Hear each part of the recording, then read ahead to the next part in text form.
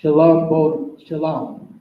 We are Isupk coming out of 1 West 125th Street, Harlem, New York, under Commanding General Yahan. We are not affiliated with any other Israelite group, religious church, sect, or organization. We are here to teach our people of Negro, Indian, Hispanic descent the truth according to the Bible, our history, who we are, where we come from, and what's the things that shall befall our people in these days to come, and what the Most High expects of us, and what our brother Christ expects of us. And tonight's class is Brotherhood. I want to go into a couple of scriptures. First scripture that I want to go into is 1 John 3:15 to 18. 1 John 3:15.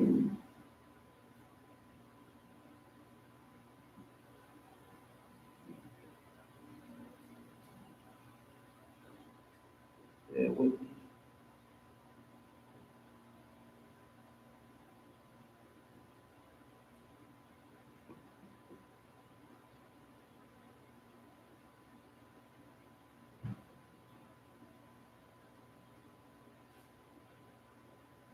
First John 3:15.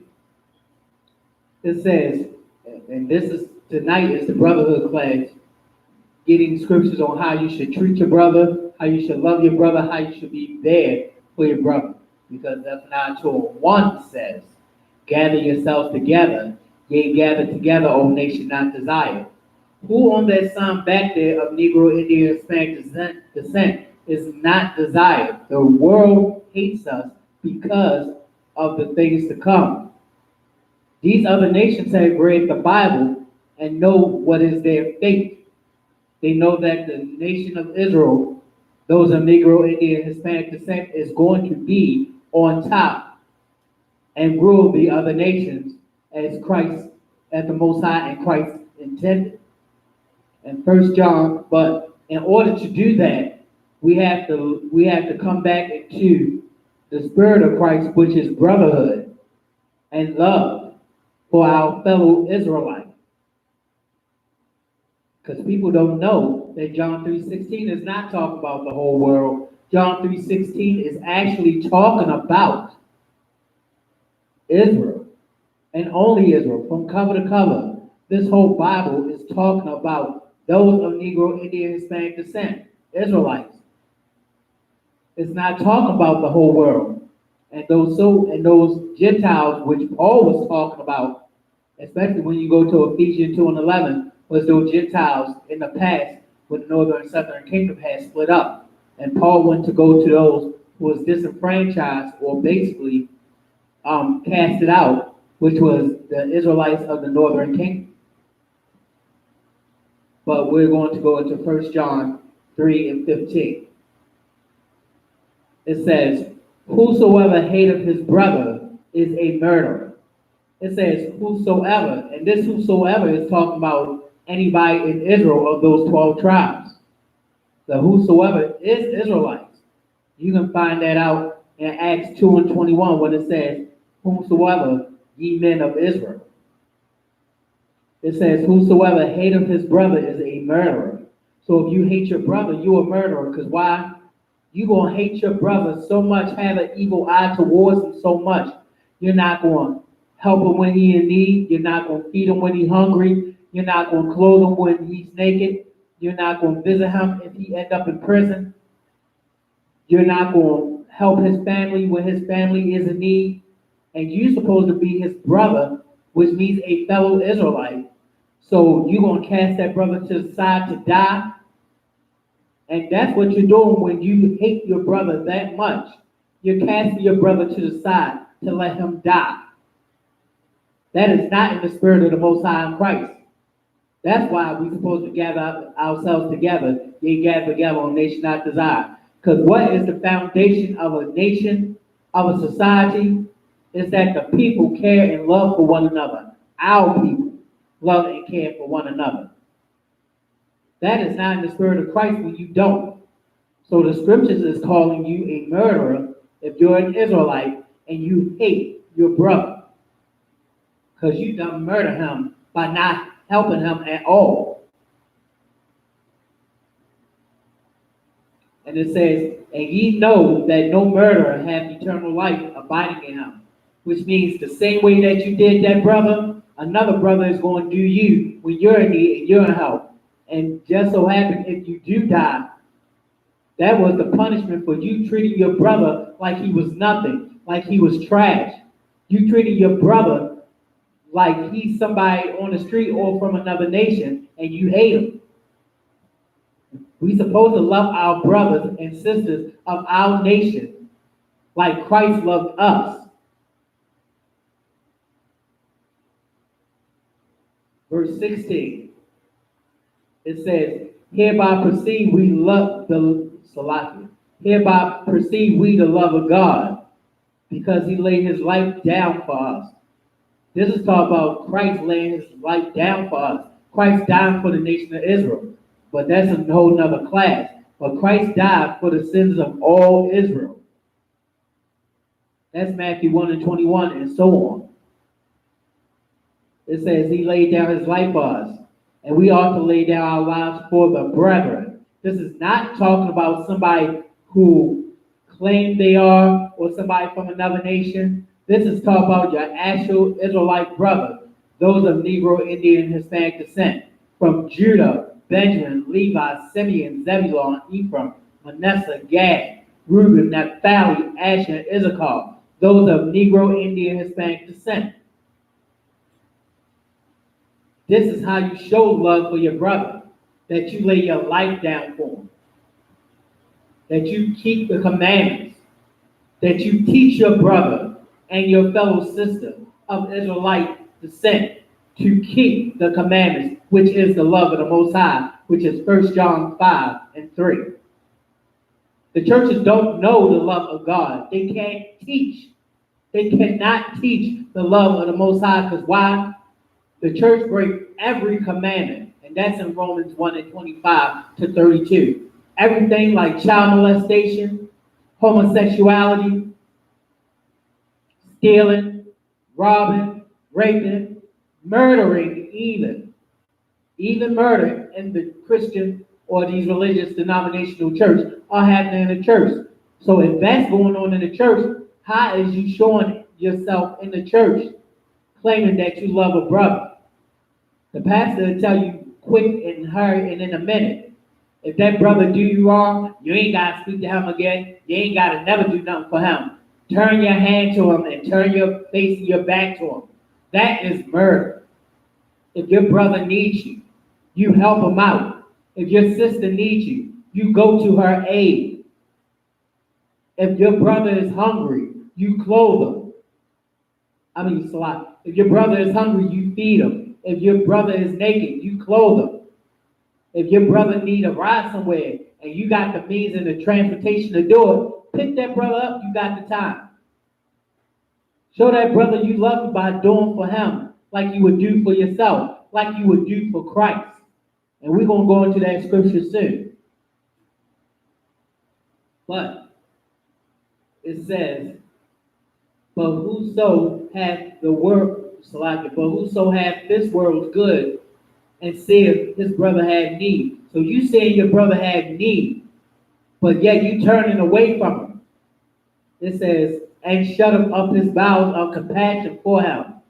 So you shut him up all the means to help this brother out because you see him in need, but you turn your back on him because you want to be in the world, because you want to do like the world do. You're not a big man. You're not of the Most High in Christ if you turn your back on your brother and sister when they're in need, just like the scriptures say.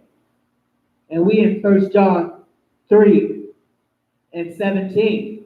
So you shutting up your means of helping this brother, your bowels of compassion from him. It says, how dwelleth the love of God in him?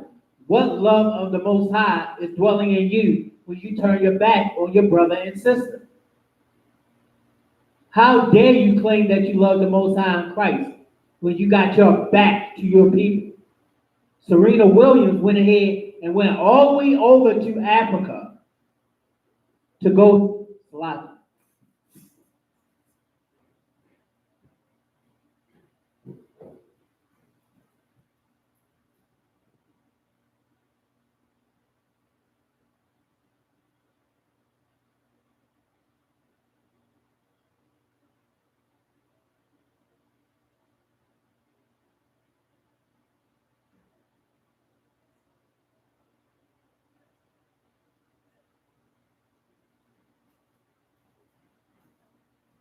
So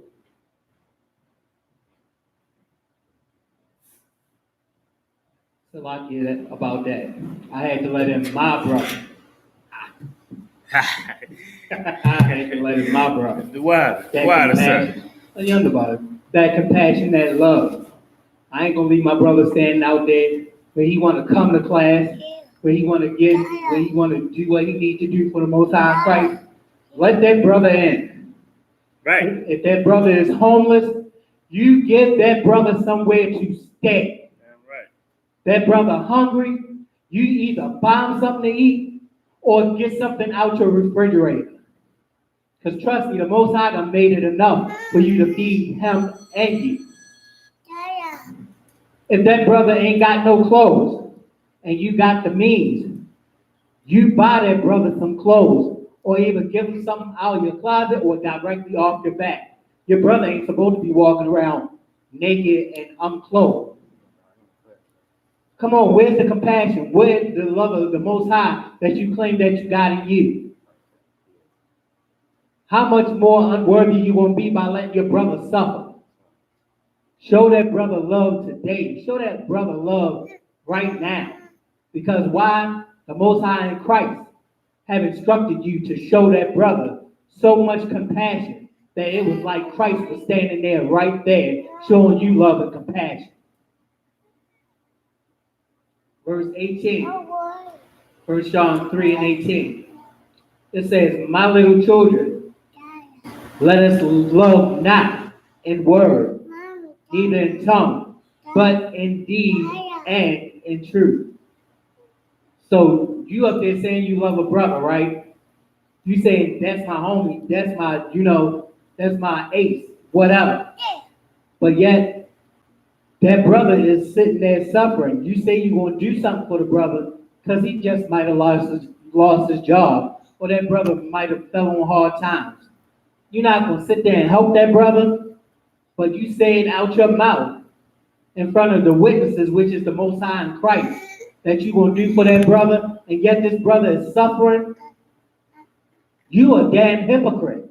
You a goddamn liar. You see your brother suffer and you're not going to help him? Christ is going to get you.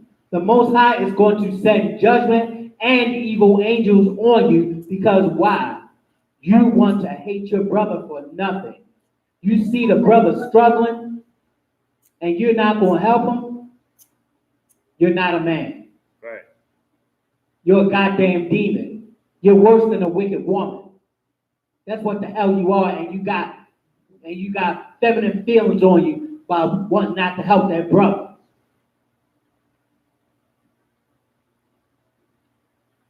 And it's 1 John 3 and 19. Salakia. 1 John 3 and 18. It says, but in deed and truth. So this deed is something physical. You got to physically help that brother. You can't say you're going to help that brother and it's not done. Just like how we are in the Isupk, if we got a mission to do, we're not going to say we're going to do it. Or we're not going to say that we're going to do this and do that. We're going to do it, which makes a physical action. If you love that brother, physically get in your pocket and give that brother something. Physically go to that brother and help him out. Make sure that brother have what he needs so he won't be suffering. What is it going to cost you to help that brother? Right. The Most High going to give it right back to you. It was times where I didn't have that I can say, brothers don't help me. I'm not excluded out of this either. These scriptures are also for me and for every other brother that's an Israelite. I cannot say that I love a brother and yet see him suffering. Don't do that. Right. Don't hate your brother, because what's going to happen is that you're going to have the Most High hate you and bring judgment on you. Then how good are you to a brother when you're dead? Give me 1 John 4 and 20, Baba Kashab. Don't be so goddamn hateful towards your brother. If a white man pass you, if a Korean, an African, they'll ask you for something, you want to be such a coon, you'll go ahead, here you go. Yeah, don't worry about it. Don't worry about it. But yeah, on your brother, you talk about, I ain't helping that Negro. Right. Hell no. Let the other nations goddamn suffer, but you help your brother. I ain't helping no other nation. I'm helping my brother because guess why? When times get hard, I can't rely on no other nation. I can rely on my brothers though. My brother's of Negro, Indian, Hispanic descent. I can't rely on no other nation because guess what? They hate us anyway. They robbing us anyway. They persecuting us. They are our oppressors. The so-called white man don't love you because why? He's oppressing us. He is our oppressors. He is our tormentors. He hates us with a perpetual hatred. That's Ezekiel 35, 5 to 7.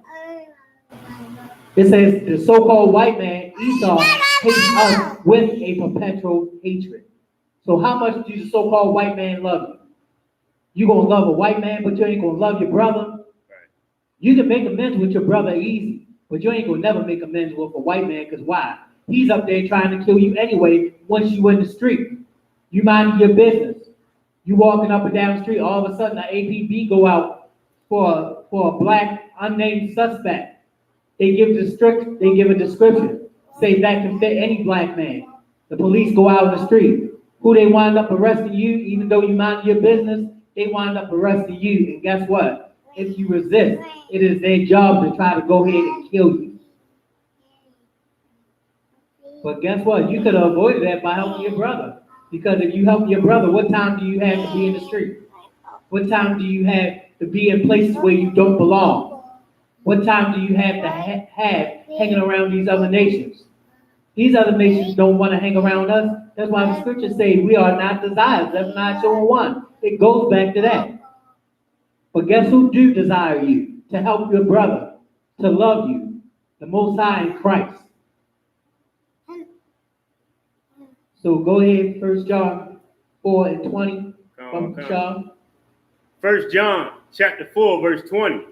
If a man say, I love God, and hateth his brother, he is a liar.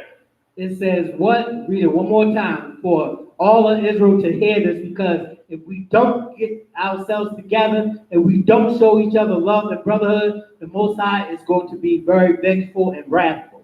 He loves us so much. That's why he gave us these laws, statutes, commandments. That's why he gave us this word. Because why? We supposed to be doing for each other and not these other nations. And to separate from these other nations as Christ had instructed us. Go ahead. Come. 1 John chapter 4, verse 20. If a man say, I love God, and hateth his brother, he is a liar.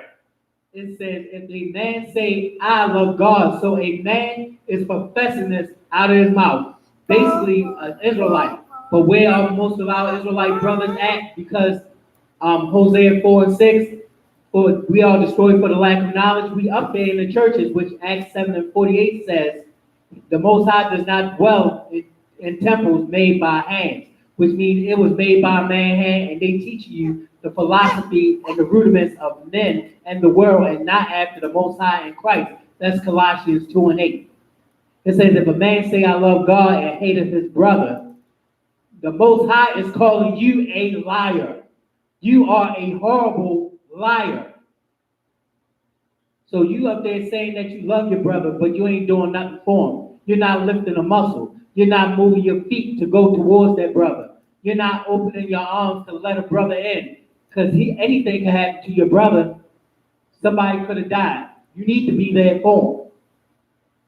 He could be homeless. You need to clothe him and house him and feed him. A brother could need counsel. That's what you need to do. You need to talk to that brother. You need to call your brother.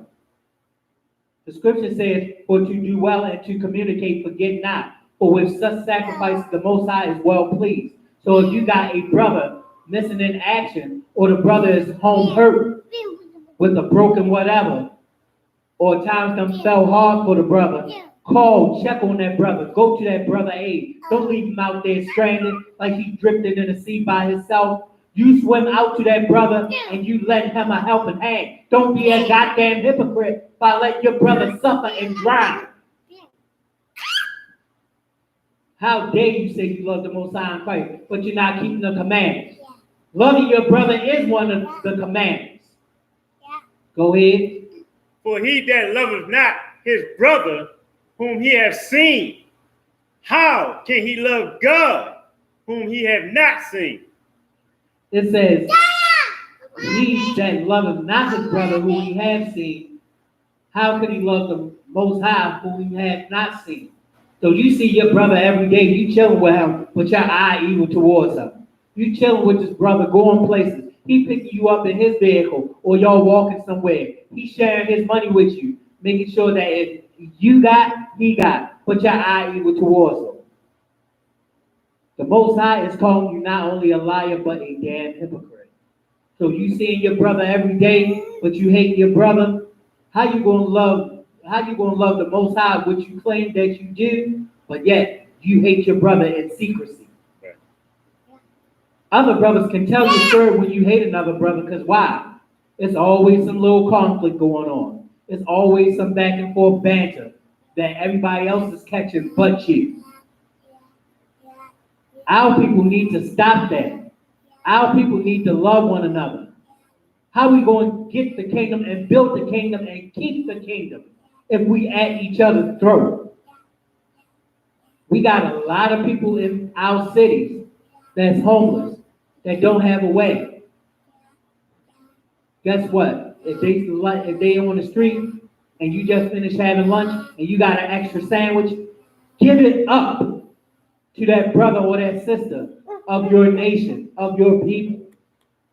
You got some extra shoes in the closet, or you got shoes that's gently used on your feet, and you just went to the tennis shoe store or the shoe store and bought another pair.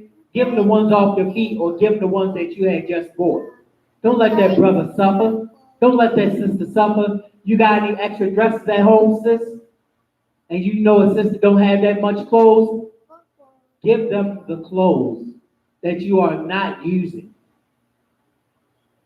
Go into your closet and give them something from you. That's what's wrong with our people now. You let the so-called white man tell us through his wicked churches, through his philosophy that you hate your brother, it's okay. But we ain't doing that in the ISUPK. We gonna love your brother till it hurts. And trust me, it will hurt. Because guess what? When there's things that you gotta go through, who you gonna call on? You are going to call on your brother. You are going to call a general, a captain, and so on. Wise men of counsel to get the matter settled. You are not going to leave your brother out there suffering for no entire reason. You are going to help your brother, and you are going to like it. Verse 21. 1 John 4 and 21.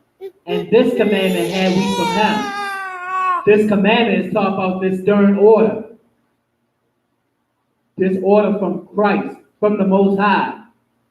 It says that he who loveth the Most High love his brother also. So if you love the Most High like you claim you do, because the scripture says love not in word but in deed, which means you physically do something for that brother. You physically show that brother love by making sure he ain't suffering or out there in peril or in trouble. You love the Most High, you love your brother also. That is a commandment. That is a direct order from the Most High in Christ. Matthew 25 and 40. Matthew 25 and 40.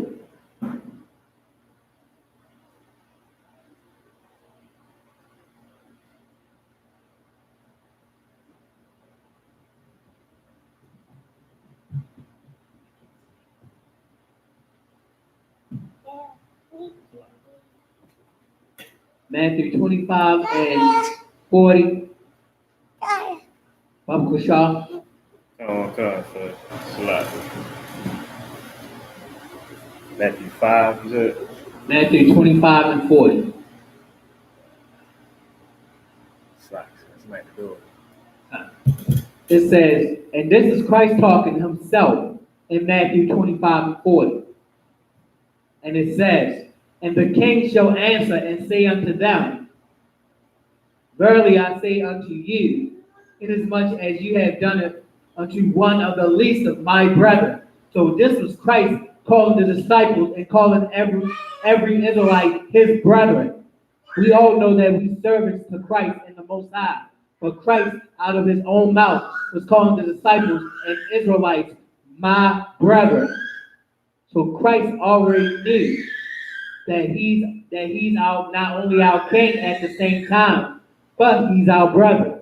And it says, and the king shall answer and say unto them, talk about another Israelite, a fellow Israelite, verily I say unto you, inasmuch as ye have done it unto one of the least of these, my brethren, ye have done it unto me. Christ is telling us that we are brethren, that we are his brothers. You don't let a brother be out there in trouble and not help him, not give him a helping hand. That brother lost his job, go in your goddamn pockets and give him something. Make sure that brother is taken care of. Just like Christ said right here. And the king shall answer and say unto them, verily I say unto you, inasmuch as ye have done it unto one of the least of my brethren, ye have done it to me. So Christ is saying in short terms, if you do something for him, do it for the least of this brother also. Christ fed a lot of us with what? 2 fishes and 4 loaves of bread. Christ fed us. Christ visited us in jail. The same struggle that Christ had fighting these Pharisees and Sadducees, which is the wicked things on this earth, these wicked pastors and preachers. Guess what? When you go out to camp according to Nehemiah 8 and 4 to 11, we are doing the same thing. We keeping the tradition that Christ has set for us, the great example that Christ has set for us by feeding and loving our fellow Israelites. Because when you read John 3:16, whether you know it or not, according to Isaiah 45 and 17 and Acts 2 and 21 to 22, that world without end, that whomsoever, is talking about a fellow Israelite. These pastors and preachers, as wicked as they are going to be destroyed for what? Lack of knowledge. Hosea 4 and 6. And they the ones who had made our people hard-headed and stiff-necked. Because why? These churches keep not one commandment. But here in the Isupk, you are going to keep these commandments, or you're going to get kicked out, and the Most High in Christ is going to deal with you. You do not want to be in the path of the Most High wrath, nor in the wrath of Christ. And Christ will remember you if you didn't help that brother or you didn't help that sister.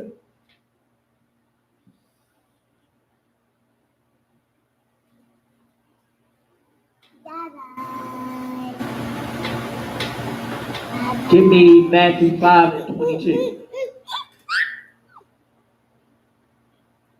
Matthew 5 and 22. This is a serious matter. The reason why we got a lot of our own people that's homeless on the street, that's hungry, that's living in places where they ain't supposed to be living at, that's suffering vehemently under another nation, is because we are not showing love to one another. And we are not doing for one another. And this isn't just a brotherhood class, this is a sisterhood class too. Because guess why? That fellow sister that comes into the school is an Israelite. That brother who's been away for a while, who coming back because he realized the truth, is with the Isupk, is a fellow Israelite. You extend your hand and you call that brother. You call that sister. You make sure that they okay. What other nation is going to do that for you? What other nation is going to extend their hand to you and talk about, I am going to help you right now?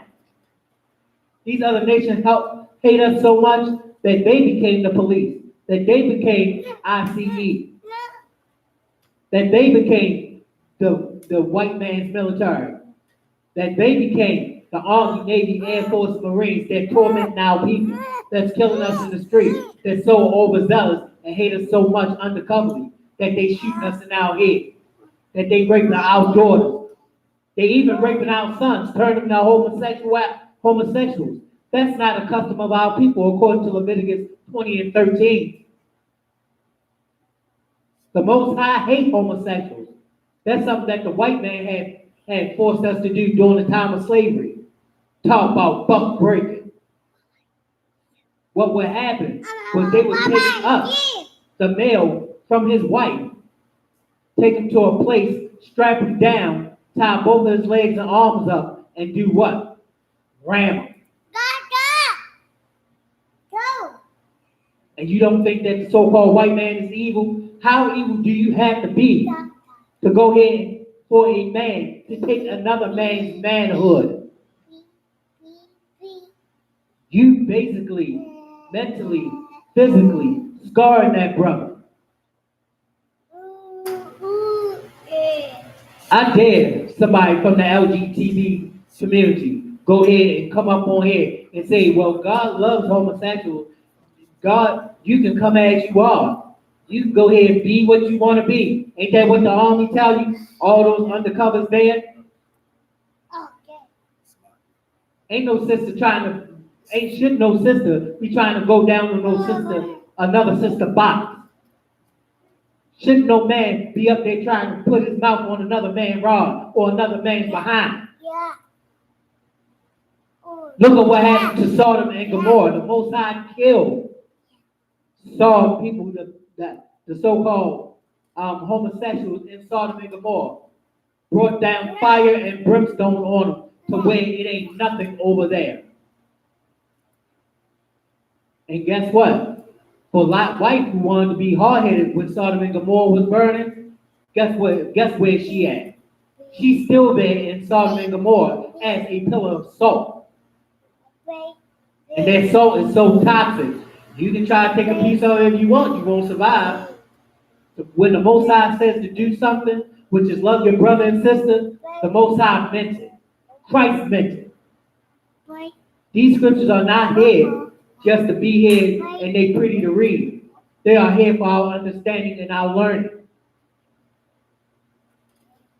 Give me Matthew 18 and 21. Baba Kushal, which is please in Hebrew.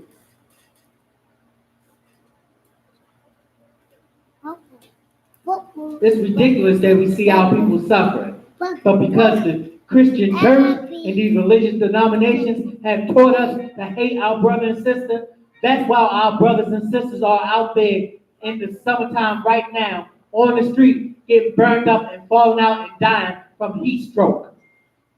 That's why somebody want to do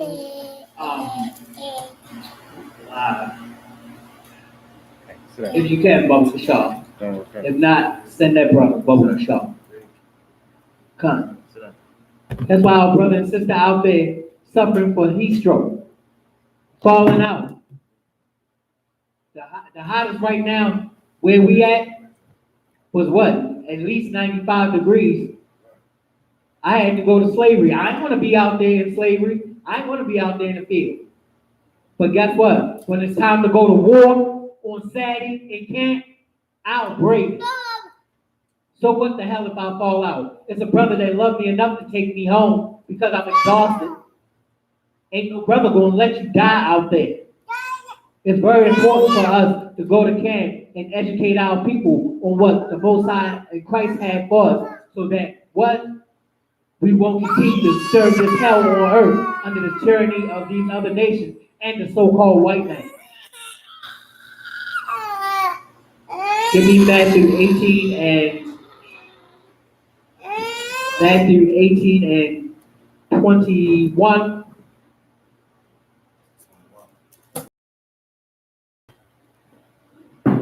Matthew 18 and 21. Nice and loud. Then came Peter to him and said, Lord, How oft shall my brother sin against me, and I forgive him? So 7 times? This was Peter asking Christ, because the word's already read. This was Peter asking often. Sometimes you go offend your brother and not even know it. Sometimes you might say something that that you really didn't mean, but because you want to be so prideful, hard-headed. I know I say what I say, but I'm having to apologize to him. And now you got contention and strife, which is not happening in the Isupk. Peter came and asked Christ a question, saying, "How often shall my brother sin against me or offend me, and I forgive him?" He said, "Should I forgive him 7 times?" So he asked Christ a simple question. Christ will give him a dynamic answer. Go ahead. Verse 22. Jesus said unto him, I say not unto thee until 7 times.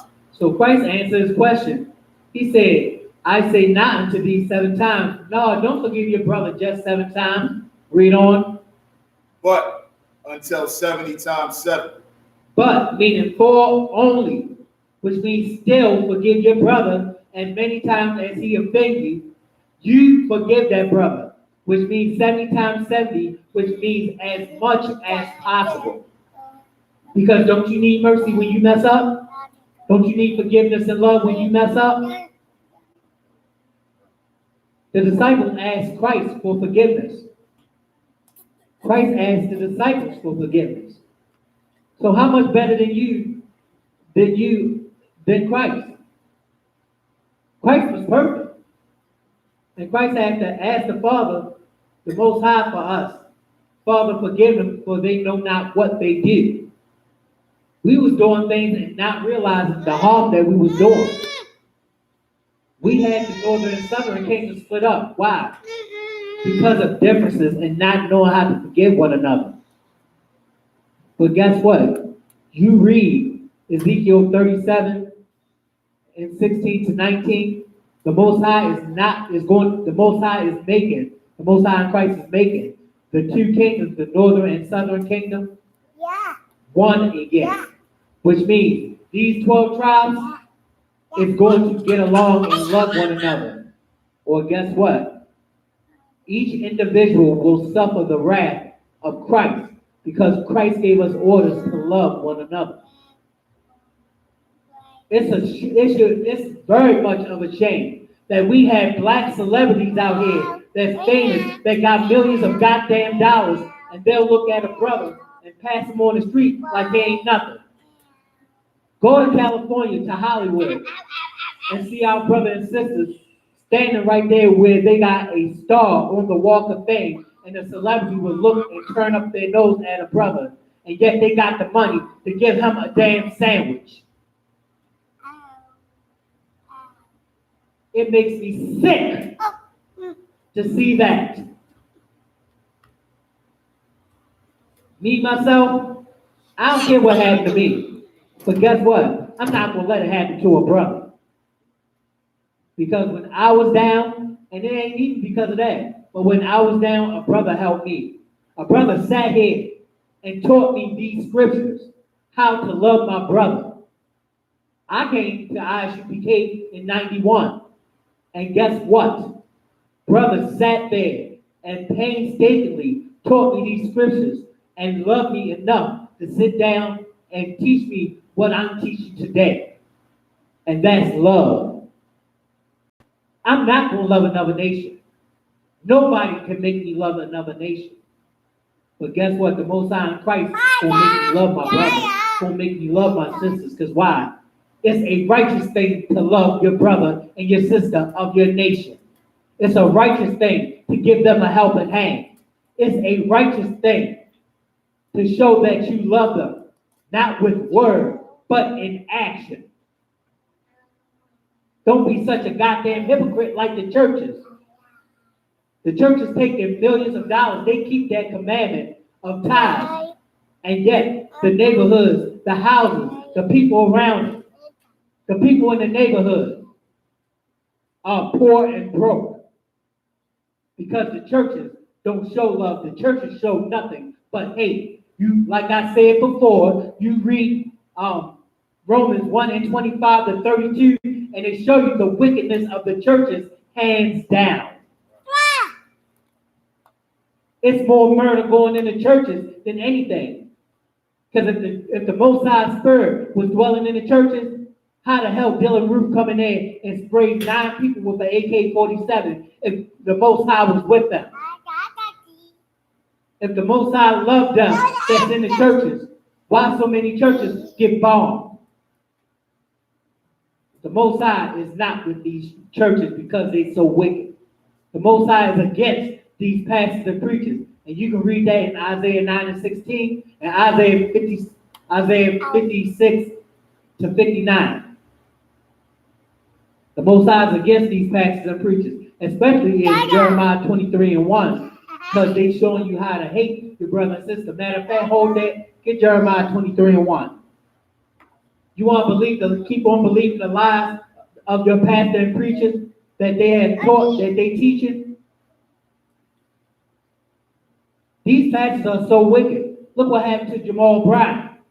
He went ahead and ran his homosexual behind all the way to Atlanta after digging all the money out of the citizens here in Baltimore City while going to Empowerment Temple, had ATMs in the lobby when you first walk in there, so you won't miss paying your tithes. And guess what?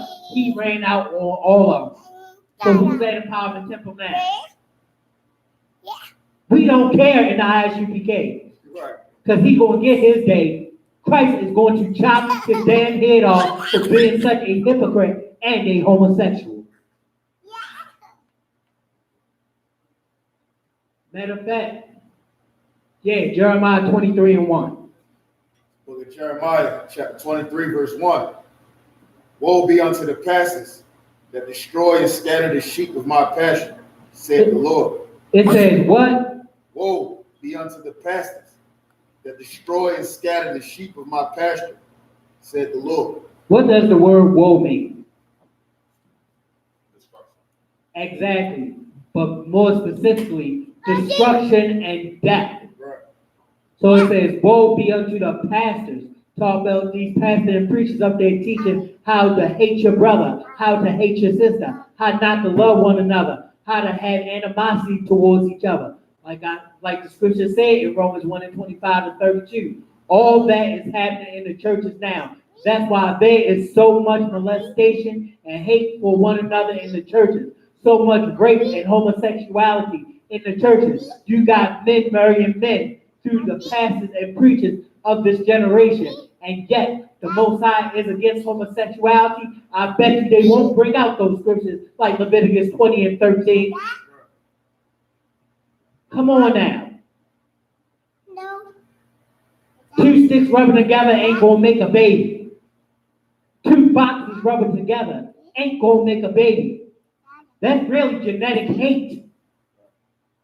You need a man and a woman to love one another in order to make a child. But the Christian pastors say you can be anything you want. Somewhere over the rainbow. The hell with that.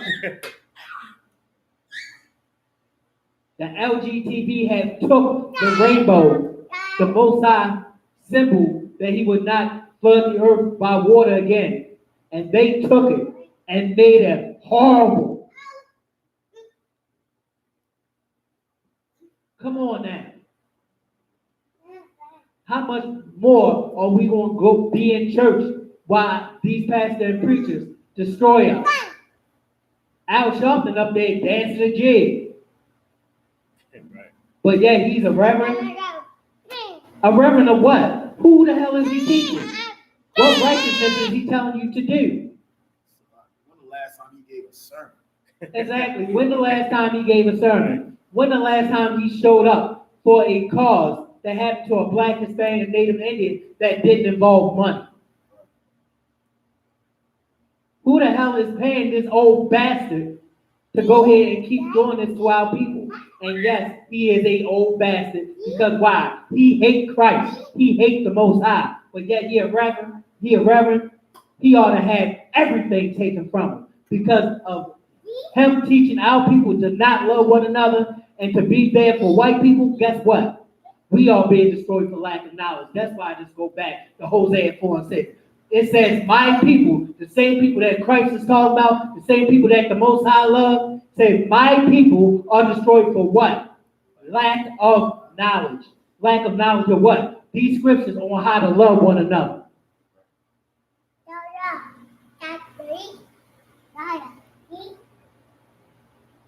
Continue in the scripture. Verse 2. Therefore, thus saith the Lord. Thus saith the Lord. So the Most High is saying this. Go ahead. Lord God of Israel. Lord God of who? Israel. No, the whole world. Israel. No, everybody in the world, because guess what? The church is misunderstood and incorrectly don't know John 3:16. Israel. The God of Israel, the power of Israel, the Most High is for Israel, Israelites only, from cover to goddamn cover. Go ahead. Against the pastors. Against the who? The pastors. Oh, guess what? The Most High is against your pastor and preachers in the churches. So when the Most High sets them on fire, what the hell are you doing in there?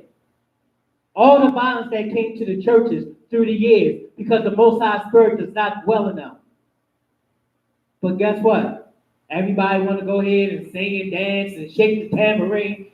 How effeminate. How sexualized. You taking a tambourine and shaking it like a woman.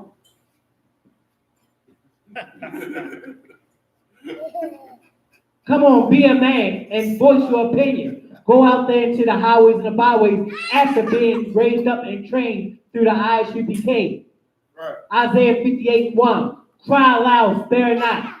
We're not sparing your feelings because you're a homosexual. We're not sparing your feelings because you don't want to love your brother and sister. We are going to tell you what to do according to the scriptures and not of our own mind, but because the scriptures, and these are the Most High and Christ's words. 1 Peter 4:11. If any man speak as the oracles of God, which means you coming straight out of the Bible and telling the truth according to these scriptures. Like the scripture said, in deed and in truth.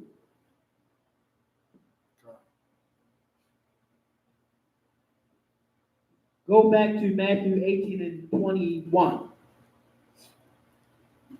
It doesn't make sense to how people got to suffer out here. I will give my last piece of bread, and it will make me happy to see a brother eat my last piece of bread than to see him go hungry. I count it all joy if I'm sitting there hungry, but my brother is fed. Because guess what? As soon as that brother gets something with the righteous spirit that he got, I know that I'm going to eat. But I'm going to make sure that my brothers and sisters are first taken care of. Go ahead. Verse 22 or 21. Verse 21 again. Bubble shop. Then came Peter to him and said, Lord, how oft shall my brother sin against me? And Peter was asking Christ a question. How often should my brother sin against me and I'll forgive him? It wasn't a rhetorical question. It was an honest question that Peter asked. If a brother sin against me or he offend me so many times, how often should I forgive this brother? Should I go ahead and confront him? Or should I go ahead and be like, I know you didn't mean it. All good, and give that brother that dap and that pound, showing him that you love him. That holy kiss, according to Romans 16 and 16, is a salute, is a pound. It is not a kiss in the mouth like the homosexual Catholic Church do. It is not rubbing oil on somebody's head. What it is showing that you care enough to forgive that brother who offended you. So guess what? When it's time for you to get mercy, or you need counseling, or you need somebody to tell you that they love you, guess what? That brother and sister can do so without animosity. Go ahead. Verse 22. Oh, Salah. And I forgive him till 7 times. He said until 7 times. Right. Go ahead. Verse 22.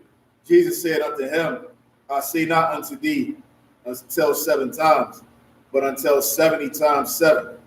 Christ said 70 times 70, but what it means is forgive your brother and sister as much as possible. If I offend every brother in here, right now, and I didn't know it, guess what? Their brother gonna come to me and tell me, you did this to me. I really didn't like it. I didn't like that you offended me. Can we talk about it? Cause I'm your brother and you my brother, and we ain't supposed to be at each other's throat. Can I talk to you in private? And we'll go over there and talk about it. And some forgiveness and love is going to be shown. Don't be such a weak man or woman by not showing that love. Because if Christ was here and Christ offended you, wouldn't you still love him? That's how much you know that the churches are hypocrites. Because they say one thing and do another. Is that the end of that? Give me Luke 6:31. Do you want to take that also? Luke 6:1, Baba Shaw. Luke 6:31.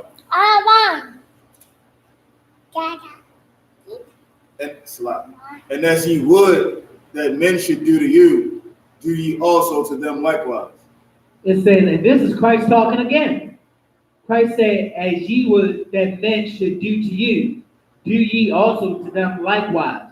Which means, if Christ was here in front of you, and you had to do something for Christ, you had to feed him, house him, clothe him, show him love, you had to give him whatever you had in your pocket, you had to make sure that Christ was okay. When you do that for another brother, how much more are you than Christ if Christ would stand there and do it for you? Christ was perfect. We not. So we have to show each other that love and forgiveness. We have to show each other that we bigger than this wicked world, what this wicked world has for us, because this wicked world will destroy you by telling you to fight your brother. We done all seen it before on worldstar.com.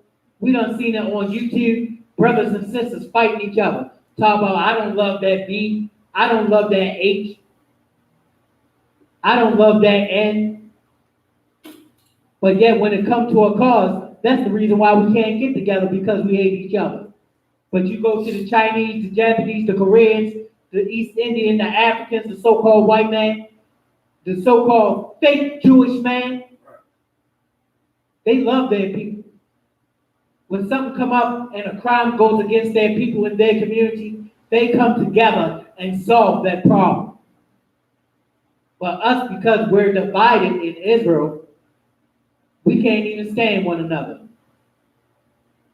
That's why Christ is bringing mercy to us, to tell us to get together before time run out, before the Most High send Christ back. And he is not coming back to love you like the Christian church wants you to believe. Christ is coming back to take his. That's Luke 19:27.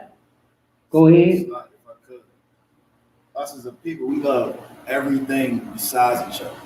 Like money, drugs, wicked women, cars, anything you can think of but each other. But when the UPK tell us to love each other and hate everybody else, oh, that's when they want to love it. Right. So they want to love everybody else then. Right. Exactly. Exactly. Go ahead. You love the oppressors, the white people, and every other people in the world, right? Or we love the next man that sit beside us, sharing their struggle. Right. Exactly. And y'all brothers brought out some beautiful points there. Yeah, our people want to love cars, money, and dare I say hoes. It's not illegal to say hoes. Go ahead. Not yet. Not yet. They're They're trying to make it They're illegal. gonna find a way. They're gonna Exactly. They're going to find a way to make the word hoe illegal. But if you want to think about it, a hoe is a dog tool. Right. But if you got a woman that want to be loose and out here, guess what? She's a hoe. Let's call a spade a spade. Let's call what a homosexual is, which is a homosexual. We can't say the other one. A flaming. Yeah, a flaming pot of you know what. Somebody give me Proverbs 3:31. Proverbs 3:31.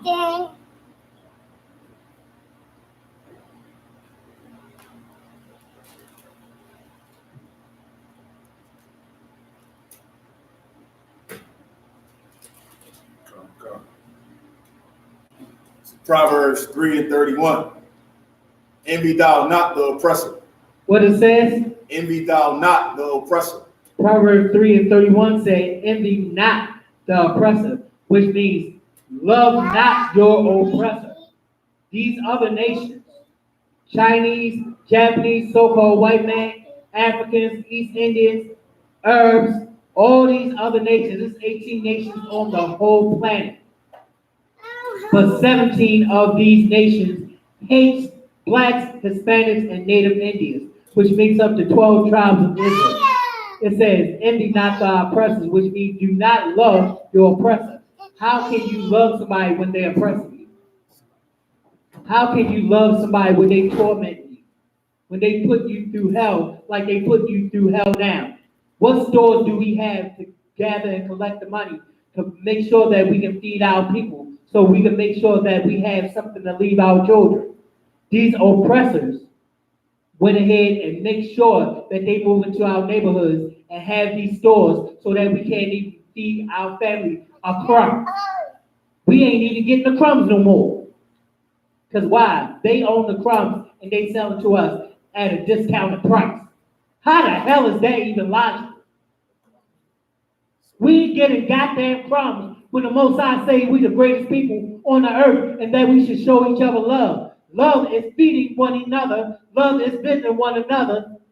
Love is taking care of one another, which is our people, the 12 tribes of the nation of Israel. Don't get it twisted. The Most High hate all these nations that done this to us. The Most High said, I hate them that hate thee. When has the so-called white man ever showed us love? When has these other nations shown us love? Go ahead. Only time they even act like they care about us, which is fake love, is when we got a ball in our hand or a microphone in our hand. Right. That's the Exactly. only time When they we care about what we doing. So like if I could, or spending our money. Exactly, or spending our money. And real quick, if I could, I don't know if anybody heard about it. This go along with hating our own, and the other nations say nothing. There was a young man in Memphis. He stole a $2 bill out the store, and the Arab, the Arab shot at him for a $2 bill, and business went on as usual in the store right after. Like nobody had a problem with him shooting this young man in the back. He followed him out the store, shot him, went back in there, told the people in the store, I think I shot him. He was still business as usual. And this happened where? This is in Memphis, Tennessee. They found a young man 2 days later in the backyard. Found him 2 days later dead in the backyard. Exactly. An Arab shooting at a brother for a $2 bill. But yet they come over here, illegal as hell, and yet they own in stores. Koreans is coming over here illegal as hell and don't own one piece of green card. Don't own one piece saying that they citizens. And yet, we've been here, blacks, Hispanics, and Native Indians, for so long, over 350 years, and guess what? We don't have one piece of property to leave our children, but yet they pop up here, fresh off the goddamn rice paddy, Right. fresh out the Muslim mosque, and they can own stores while we suffering to feed our family day to day, but they have stores to where they collecting our money. You got Africans on the TV screen talk about, please give to UNICEF. Say it again. I hope them goddamn flies eat the hell out of them. God. Hell, I want to help somebody else for they ain't my people. I'ma help my people. You see those names on that sign back there? That's who the hell I'ma help. And they ain't even gotta ask me. I'ma do it indeed. Go ahead. It's the last point. And if I like with the Asians, we're sending their kids to college off of chicken and fried rice. And we can't slide for 5 cents. You can't, you owe them 10 cents short. You spent $22, it's $22.10. You better have $22.10. Not $22.01. Right. None of that. No. See, that's why I'm gonna tell you now. You need to take your test. You need to take the test. You need to be out there in the warfare. Right. That's all right. Enjoy your troopership while you can, but you need to be out there on the microphone, blazing, setting the world on fire, because the Most High is not with this age of society. He's with the age of society of Israel, which is Isaiah 45:17, that world without end. You need to go ahead and take your test and pass it, so that you can say what you need to say. But keep on doing the righteousness that you doing. It's getting to that time. It's getting to that time. Right. But So back, if I could, when can I get it though? the captain will find when it's the right time. Just be patient. Because, the Most High in Christ got plenty of work for you. Just like you got plenty of work for me and every other brother that passed their test. So that's why I say, enjoy your troopership like you can.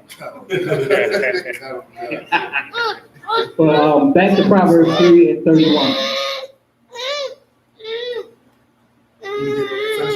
Slot. And choose none of his ways. And choose what? None of his ways. Don't choose the so-called white man way, hating your brother. Don't choose these other nations' way of hating your brother and your sister.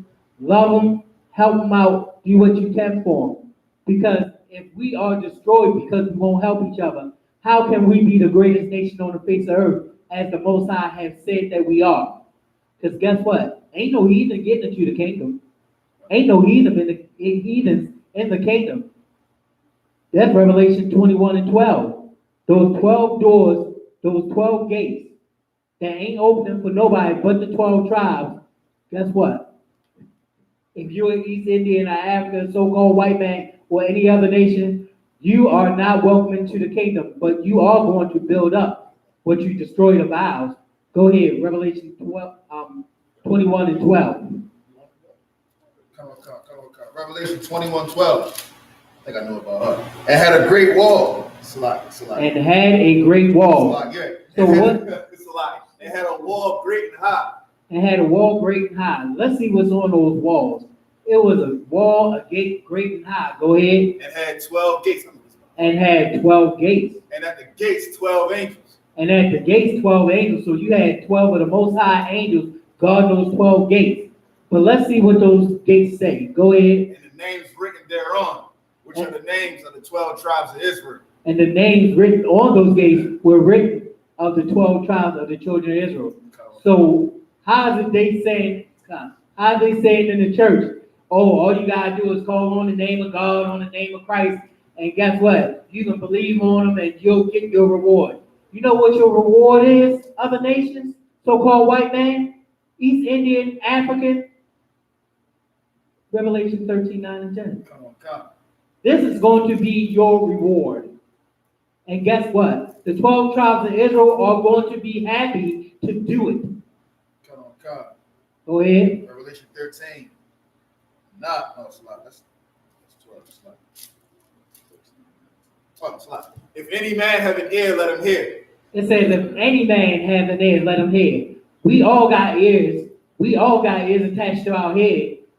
And this means not only man, but woman. If any man have an ear, let him hear. So we all got ears. The Most High is telling you to listen and take note of this. Go ahead. He that leadeth into captivity shall go into captivity. He that leadeth into captivity shall go into captivity. Who led our people into captivity? The so-called white man and these other nations, while we was under their captivity, had put chains and fetters around our arms and our legs and put us into captivity and making us work hard for little or nothing, even today. And guess what? The chains might be off us, but the mental instability of those chains are on our mind. Because guess what? These other nations talk about we gotta love them, but the Bible says something else. The Bible says, hate them that hate you. Right. So guess what? If the Most High is saying that, how wrong is it for us to hate them because they hate us? So it says, he that leadeth into captivity shall go into captivity. So these other nations led us into captivity, meaning they are going to captivity. Go ahead. He that killeth with the sword must be killed with the sword. He that killeth with the sword, what? Must be killed with the sword. Oh no, maybe, kind of, it could happen, but I don't know. Must be killed with the sword. Christ is saying must be killed with the sword. So if since these other nations did kill us by the sword, which means drugs, guns, poverty, jail time, murdering us in the street by their military and police, guess what? They are going to get payback, and it's a righteous thing for these other nations to get payback by them doing it to us. We are going to do them under the power of the Most High in Christ, without a shadow of a doubt. So guess what? Gird up thy loins and prepare to go to war. So, back to the scripture. Get me Luke 6 and 31. Luke 6 and 31.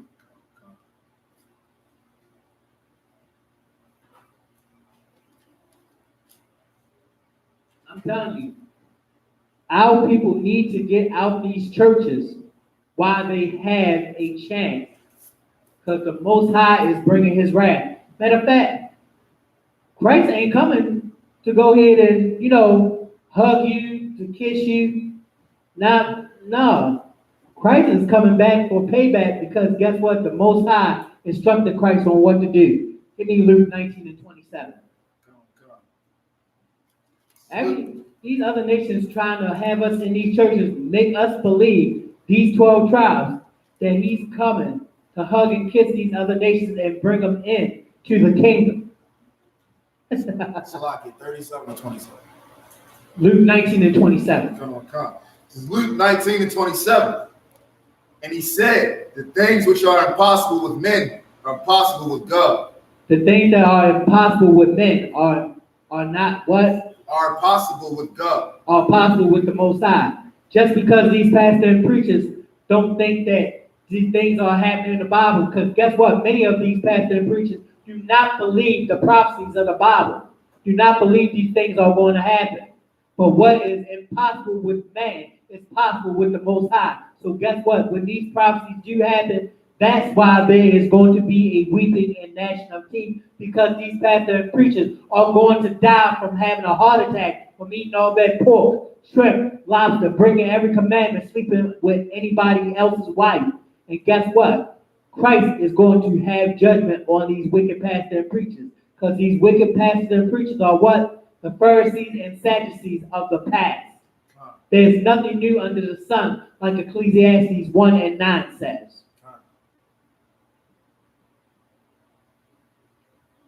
Matter of fact, bear with me for a second.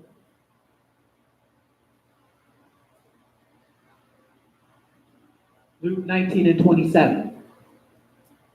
Let's show them what Christ is going to do for all these pastors. Luke 19 and 27. Luke 19 and 27, Bubble Shaw. Let's see what Christ is going to do. Let's see if Christ is going to wrap you in his arms and lay you down and tell you how much he loves you. And guess what? Because you ain't doing these law, statutes, commandments, let's see what Christ is going to say. I just read 18 and 27. That was okay. The Most High had it that way. Go ahead, Luke 19 and 27. Luke 19 and 27. But those my enemies. But Christ said what? Those mine enemies. So Christ got enemies? Wow. Christ got enemies, but Christ's supposed to love everybody. Right. Do you love your enemy that torments you and beat you down and kill your people in front of your eyes? What do you do to an enemy? You do what they have done to your people to defend your people and love your people. If you love your people, you defend and fight for your people. And Christ said, but mine enemy, but those who are my enemies, go ahead. Which would not that I should reign over them. That should not that I reign over them. Which means the so-called white man in the other nations, they are enemies of Christ. So if Christ got enemies and Christ saying that they his enemies, what are they to you?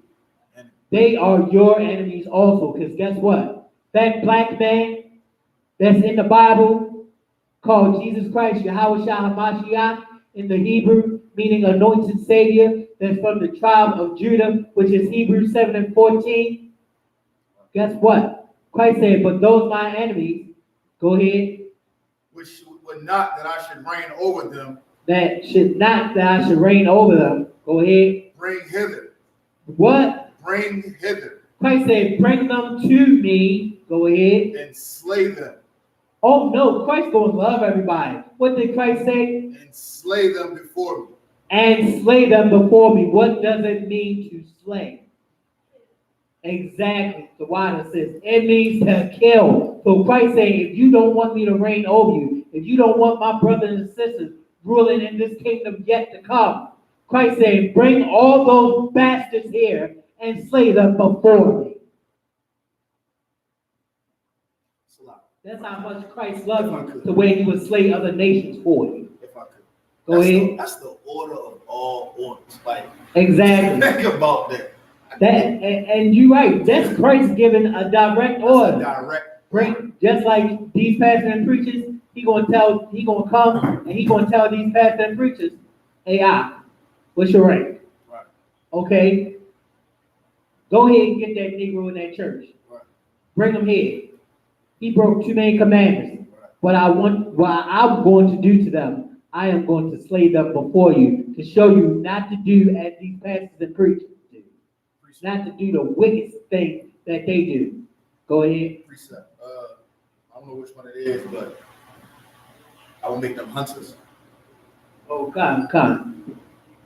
He said, I will make them hunters, which in this time to come, very soon, we were the hunter in the street. That's Lamentations. That's Lamentations 4 and 17. Yeah, Lamentations 4 and 17 to 18. We was hunted at one time. When we were in slavery, we had to run from the slave masters just to try to get away. We would run to the parts and interiors of Canada. We would run down to like Florida, Mississippi, or so on, across borders, down to Mexico to escape these white supremacist slave masters. And guess what? They hunted us like we was cattle, like we was property, trying to murder and kill us. But guess what? They're going to be hunted in the end. And they are going to be slaves. That's an Obadiah. Talk about the so-called white man is going to be slayed and cut off by slaughter forever. Go ahead and read. Lamentations 4 and 18. 4 and 17. As for us, 4 and 17. As for us, our eyes are yet failed for our vain help. It says, as for us, our eyes have failed for our vain help. And our vain help, meaning, what is vanity? Vanity is nothing. So we up there trusting in the U.S. military. We up there joining the police force. We being correctional officers, things like that. That is vanity. That is worth nothing. You gonna go ahead and fight for America, who went ahead and basically beat down your people to nothing, told our people that we are nothing, killed 77 million North American Indians, killed hundreds and thousands and millions of blacks and Hispanics, and yet you want to go ahead in their military and armies and fight for them, and you wonder why, when World War III comes, you might be destroyed because you want to love America. The Most High says the judgment of America is going to come in 1 hour by thermonuclear destruction. Go ahead. In our watching, we have watched for a nation that could not help us. And we have watched for a nation that could not help us, which means America is not helping our people. America is hindering our people. We can't even take a knee or not stand up, because why? America wants you to go ahead and be docile, to have your righteous spirit of a warrior taken from you, wants you to be homosexual, wants you to be so in tune with their wicked ways in America that guess what? They talk about if you don't stand up or you don't salute the flag, guess what? You're going to jail. You're going to lose your job. All the time that you got in the sports arena, playing football, basketball, any other sport, if you don't stand for the flag and salute it, guess what? You are going to go to jail and you're going to lose everything that you work hard for. our athletes, our black athletes, our black men and women that's playing these sports and making $millions, you better wake up and come into the Isupk and get righteous with the Most High in Christ. Because guess what? The so-called white man is going to make money off you, and then when you break your leg or your neck or your arm, he is going to throw you away like a Raggedy Ann doll and throw you in the trash. And then where's your endorsement? Where's your money at then? The so-called white man is telling you that if you don't make him money, guess what? You are trash and he's going to throw you away. And guess what? Take everything you have that you have built up. Because guess what? That is your body that you use to make him millions of dollars. And guess what? When you get a black card from the so-called white man, you cannot even take money off of there or get cash. You got to spend it. Just like you taking your credit card and buying something, but you don't get nothing really back from it. That's why these athletes today are being used as puppets, as being used as entertainment. Back there in the Roman Colosseum, it wasn't white people fighting, it was black people fighting for white people entertainment.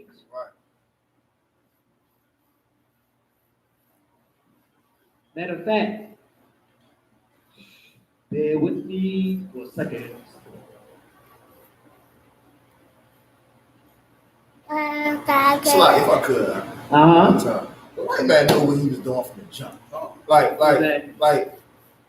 would go watch an all-white basketball game? Like, come on, all-white football game. Like, he knew what he was doing. He knew that you was I'm sorry. Oh, go ahead. I'm sorry. I had a preset. He knew that you was oppressed from the jump. He knew that you working out every day since 7 years old. You're trying to escape the hell you living in. So as soon as you mess up, you gotta go back the way you came from. You Exactly. Exactly. As soon as you break your leg or something, they consider you damaged goods and throw you away. Matter of fact, and it's good that you said about that. What was you gonna say? Piggyback off of what he said. Oh, go ahead. Like you mentioned, like back in college, like that was a force of entertainment, but it was also a tactic to keep us away from political rights and govern the land. Like, cause just like now, black people not interested in politics and lead. They more interested when they grow up. Hey, I'm gonna be a singer. I'm gonna be a dancer. I'm gonna be a football player. So it's powerless positions, but it appears like real glory, like it's glorified, but you got no power at the end of the day. You just got a bunch of fake money that's worthless. Exactly. Where am I going next? So, all y'all scholars right here, where am I going next? Give us a hint. Matthew 5 and 13. Matthew 5 and 13. Yeah, we entertain the world, but the Most High. This is the third time that you done pulled this precept, and I'll never get it until I see it. Like, why didn't I know this? Like, why didn't I? That's because we are well trained. Enjoy your troopership. You didn't got what this precept. So, Matthew 5 and 13. Ye are the salt of the earth. What did the Most High say? Ye are the salt of the earth. It says, ye are the salt of the earth. Talk about those 12 tribes. What is salt used for? Flavor. Exactly. Everything tastes better with a little salt in it. It gives it flavor. It gives it currency. It gives it body. It gives it a whole nother level when you put a little salt in it. And it says, ye are the what? Salt of the earth. Ye are the salt of the earth. Why do you think that you are the best basketball players, the best boxers, the best sprint runners, the best athletes, making millions of dollars for your athletic talent? Because ye are the salt of the earth. Who the best dresser, the best singer, the best cooks in the world? Ain't no goddamn Popeyes make no 11 herbs and spices. Ain't no goddamn Kentucky Fried Chicken. The colonel up there talking about try my 11 herbs and spices. A goddamn black woman was in the back of that kitchen up there marinating and cooking that chicken while he sat there taking the credit for it. That black woman that in those Popeye commercials talk about try my new breaded chicken. She ain't cooked nothing. Right. She is used just for entertainment to show you that how she gonna bring black people in to try that chicken. But guess what? A black woman cooked that chicken. A black man up there taking that chicken and doing what he's doing with it. Because we are the what? Salt of the earth. We are the salt of the earth. We the greatest people on the face of the earth. Just like the Most High said in Deuteronomy 7:6, and we will be above all people. But guess what? We got to show each other love. If she got a business going, guess what? Contribute to that business. If that sister got a business going, if that brother got a business going, be the salt of the earth by helping him build that business and contribute to his business. So guess what? We won't need these other goddamn heathens no more. Salak, if I could one more time, Salak. Uh-huh. I promise. I said that last No, don't promise. The Most High, hold up. The Most High say, don't swear neither by heaven or earth, because He gonna make sure that you have that payment ready. So no, don't promise. If you gonna do something, do indeed. But like you said, us being a salt of the earth. Any high top, any high fashion restaurant you go to, it's a karate in the kitchen. Damn right. And even on that, like, just black people, well, I don't want to say black people, but when I say black people, I mean all tribes. We like you said, the salt of the earth, like anything we do in this country, trends that everybody in the world want to do. Right. Exactly. Like anybody, from the way we dress, the way we braid our hair, Exactly. anything we do, it becomes popular. It only becomes popular if somebody in the 12 tribes do it. If I could I'm getting ready to show you something right now. I'm getting ready, hold on for a second. I'm getting ready to show you something right now. I just got fronts, right? And you know, this is biblical right here. That's in Song of Solomon 1:10. Talk about that she shall be comely with silver and rooted with gold. This is all about gold teeth back in the day, fronts. Like the fronts I got here. They're showing you how much of a fashion icons we are as Black, Hispanics, and Native Indian people. When we started getting tattoos, even though that's unlawful, guess what? White boys start doing it. Chinese start doing it. Look at what the Yakuza do. The Yakuza put it all tattoos all on their back, and guess who they copied it from? They copied it from the Aztecs. They copied it from Hispanic brothers, Black Negro brothers and sisters, North American Indians. When we do something, everybody else want to go ahead and take part of it, and then what they do, they come up with an idea to make money off our simple behinds. The scripture said, "How simple are ye?" The things that we do, we can make money off of ourselves. We could build a business off.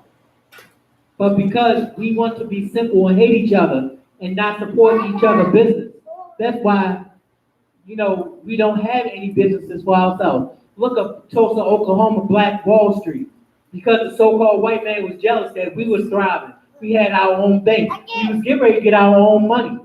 We had our own stores, our own hospitals, our own banks, everything. Our own corner stores. But because they were so hateful and jealous, they used the military to bomb Tulsa, Oklahoma, which was filled with Black people. Slot, if I could. 50 years after slavery. Exactly. 50 years after what? Slavery. Exactly. What is this? It's the same thing in Chicago. When all the blacks lived, they had bank of their own, they had supermarkets. Exactly. It's called the Harlem Renaissance. Yeah. It's called the Harlem Renaissance. We had our Black poets, our Black businessmen up there in Harlem during the Harlem Renaissance. Up there having everything that we need and no need for white people. But then what happened? They started those wars. Go ahead. And like you said, during the Renaissance, America was in the Great Depression. Exactly. You had white people in shanty towns sleeping on the front lawn of the White House. Exactly. Like white people, that was the poorest America ever was, and that was the richest black people ever was in this country. Guess what? America's still poor because if Blacks, Hispanics, and Native Indians get together and leave right now, America will fall in 1 hour. We control like $4 billion of spending money of trillion for Exactly. Exactly. That would bankrupt the country. Exactly. If we take if everybody took $1 out of the American, if blacks, Hispanics, and Native Indians each took $1 out of America's economy right now, guess what? Everything will fail. Everything will fail. And guess what? We have so much money, and this is everybody taking $1. Not 10, not hundreds, but $1. That's showing you how much power and say so we really got. But we don't have that power because why? We haven't learned to love one another. Blacks, Hispanics, and Native Indians, we need to learn to love one another. We need to go and get our brothers and sisters of Hispanic descent out those cages. If you got to house or marry a Hispanic brothers and sisters, to not have them killed, to not have them raped, to not have them put as sex workers, through the counsel of the Most High Christ, and definitely through Commanding General Yohanan, go and do that. Get wise counsel in order to be able to help our brothers and sisters. Show them love like they would show us. I don't have no animosity or hate for any of our brothers and sisters of the 12 tribes. I love my 12 tribes so much, ain't no other nation look desirable to me. I hate these other nations so much with a passion that I could go out here and do anything right now, and I will be on the warpath. That's just my Gadite nature. But I have to wait upon the Most High in Christ and orders also from Commanding General Yohanan, which is a righteous thing. Because the Most High did what? Put somebody over top of us to lead us. To lead the 12 tribes of Israel. Come on now. Just like Moses was our leader, and the Most High chose Moses, the Most High have chose Commanding General Yohanan. Give me John 13 and 34. Matter of fact, Matthew 18 and 15. Matthew 18 and 15. And these are the words of Christ telling you what to do with the brother and sister. How to righteously go about it if they did offend you, which is basically reiterate what Paul had asked Christ. Matthew 18 and 15. This is Matthew 18 and 15. Moreover, if thy brother shall trespass against thee. It says, moreover, if thy brother shall trespass against thee, which means if a brother go ahead and offend you, if a sister go ahead and offend you, these are the steps that you should take in order to resolve the problem within the nation. Go ahead. Go and tell him his fault between thee and him alone. Go and do what? And tell him his fault between thee and him alone. Go to him and tell him his fault between thee and him alone, which means go to that brother and sister like a real man, like a real woman, and hash out your problems like the brother and sisters that you are, according to the Most High in Christ. Go ahead. If he shall hear thee, thou hast gained thy brother. If he shall what? Hear thee, thou hast gained thy brother. If he forgive you, you have gained a brother. If she shall hear you, you have gained a sister. That's how you solve the problem in our nation. But because the church had taught us to hate, we do not do Matthew 18 and 15. And the church has skimmed past this scripture. That's why there's so much chaos, hate, and hell in the churches now. Go ahead. But if he will not hear thee, if he don't want to hear nothing you say, because he all in his feelings. The Bible is not requiring your feelings. Christ is not requiring your feelings or your femininity. What Christ is requiring, just like the Most High, is your goddamn obedience to these scriptures, to the word, to the Most High in Christ, to Commanding General Yohanan. All these fake Israelite camps, you are going to get it because you disobeyed the orders of the Most High in Christ, how the Most High in Christ had things set up, which is taking Commander General Yohanan and putting him in righteousness over the nation of Israel, those of Negro and Indian Hispanic descent. Go ahead. then take with thee one or two more, that in the mouth of 2 or 3 witnesses, every word may be established. That you take 1 or 2 more brothers, wise in counsel, that have that knowledge and wisdom. Take 2 or 3 more witnesses, that every word may be established, so that when y'all hashing out the problem, everything that was said can be noticed. Go ahead. Real quick. And this is on top. I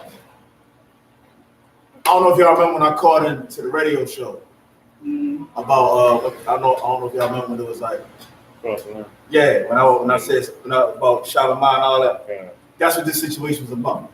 Exactly. Because I had got Shalimar to call my homeboy about that situation, and I think we got somebody, but I wanted to do it the UPK way. I ain't want to just, you know what I mean. Yes. What should you have done? What I should have done was contacted the captain. Just like Captain Cesario said, I should have contacted the captain. I should have got proper counsel. But what you should have done before contacting the captain? He wouldn't listen to me. I tried to talk to a person. That's why I got somebody else involved. You went to him first, right? I went to him first. And then you contacted the captain. I never contacted the captain. I contacted Shalimar for a 3-way. And Shalimar was talking to him, and then I jumped in, and then him was talking. But afterwards, when it says verse 16 or verse 17, I ain't get there yet. That's when I called the show, and I asked, "Is it okay if I fight Salat this week?" I know I was wrong for that now, but I in my eyes, I thought I had followed the proper steps. So that's what that whole situation was about. So how is y'all brotherhood now? We don't talk. I count him. I did what verse 17 said, if I could read it. Well, like the scripture say, go to heaven again, if possible. Go to that brother again and hash it out and ask that brother for forgiveness. Because guess what? These times out here is going to get harder to where even though y'all at a disagreement now, y'all are brothers. You going to need him and he's going to need you. It's going to be a time to where you see other brothers and sisters might fall at your feet because of the wickedness of these other nations trying to kill us, and you are going to need that brother or that sister. Just like I'm going to need y'all going to need me. That's how it works in Israel. You come to that brother and sister and hash your stuff out to where when these terrible times come, you are not in need because that brother and that sister put themselves on the line just for you. No problem, Mark. We learn, but if you can't go back to that brother and sister, well, that brother and ask for forgiveness. If he still doesn't hear you, that's still your brother at the end of the day. Go to the next scripture. Verse 17. And if he shall neglect to hear them, tell it unto the church. If he shall neglect to hear them, tell it to the church. The church is the wise counsel that's above your wisdom, above your knowledge. It's commanding. It's general Mahaiman. Go ahead. No, I said not empowerment temple. Definitely not empowerment temple. Them evil bastards. Definitely not empowerment temple. How you gonna even get counsel from these churches, especially empowerment temple, when they got homosexuals talk about, hey girl? The hell with that. Don't hey girl me, you get punched in your face. Right. It's a lot. Go to wise counsel, which is the most, matter of fact, hold that. Go to, it should be Deuteronomy 1 and 15. Should be Deuteronomy 1 and 15. Real quick slide. When the scriptures say Elias, who's that talking? When the scriptures say Elias, who's that talking? Let's talk about Elijah. You said Deuteronomy what? Deuteronomy 1 and 15.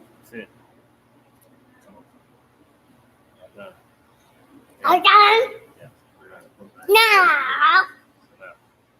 And this is talk about brotherhood. This is talk about brotherhood. This is talk about ranking order and indecency as the Most High had it. Talk about commanding Yom Yahana on down that is above your rank that you call Adawan, that been counseled and definitely trained in knowledge, wisdom, understanding, mercy, power, and beauty. It's Deuteronomy 1 and 15. So I took the chief of your tribes, wise men. It says, so I took the chief of your tribes, wise men. So it's telling you of the nation of Israel, who the Most High put over you. It says wise men. Is Bmore Brown a wise man? Because what? He telling you to break the commandments. If Creflo Dollar a wise man, Bmore Brown done ran down to Atlanta to be a homo. Creflo Dollar done robbed the people, telling you not to keep the commandments, which is according to the scripture, transgression of the law. Transgression of the law is what? When you break the law, you get what? You get death. So how wise is he inviting you to death? How about T.D. Jakes? Talk about the potter's house. The Most High is going to shatter him to pieces. How can the pot maker, how can the pot tell the pot maker what it wants to be? And then he's endorsing the LGBT. Guess what? The Most High is going to break him into pot sherds. Precept. Have the potter power over the. I forgot what it was. You right. You know what I'm trying to say. Exactly. It's a lot. Had the power, had the pot had power over the pot maker? Right. No, because guess what? The pot maker seen that lump of clay, molded it into what he wanted, put it in the fire, reinforced it through the fire, and then what? It became what the pot maker wanted it to be. That's an example of what the Most High wants you to be. You cannot tell the Most High what you want to do. The Most High have everything planned out for you. Anyway, if you was called into the Isupk, because it say many are chosen, many are called, few are chosen, it's because the Most High wanted you into the Isupk to where you're not with those fake Israelite groups being led like a dummy, catching death and destruction at every turn. Right. And Isupk is under commanding Jeremiah, and he has wise men under him to teach you what to do and what not to do with these law, statute, commandments, which was given to Israel according to Psalms 147, 19 and 20. Verse 15. So I took the chief of your tribes. Oh, you want me to finish that? Wise men and known. Wise men and what? And known. How many don't know commanding Jeremiah? He's been all over the world, all over the state, all over the community. And he is known, what? For his righteousness in keeping these laws, statutes, commandments, and teaching men to keep these laws, statutes, and commandments. Go ahead. And made them heads over you. And made them heads over you. Now it's going to tell you about these heads that's over you, these wise men that are known. Go ahead. Captains over thousands. Captains over thousands, which means you got a captain of 13,000, 10,000, and captains. Go ahead. And captains over 50s. And captains over 50s, which is basically officers of 5,000, officers of 1,000, officers of 500, officers of 50. Go ahead. And captains over 10s. And captains over 10s, which is soon to be troopers, being raised up to officers. Go ahead. And officers among your tribes. And officers among your what? Your tribes. And officers among your tribes. Showing you that the Most High had everything in rank and in order, that it isn't, the Most High isn't the author of confusion. So if you're going to get wise counsel and you're going to be taught right, which is by the Isupk, you are going to come into the Isupk.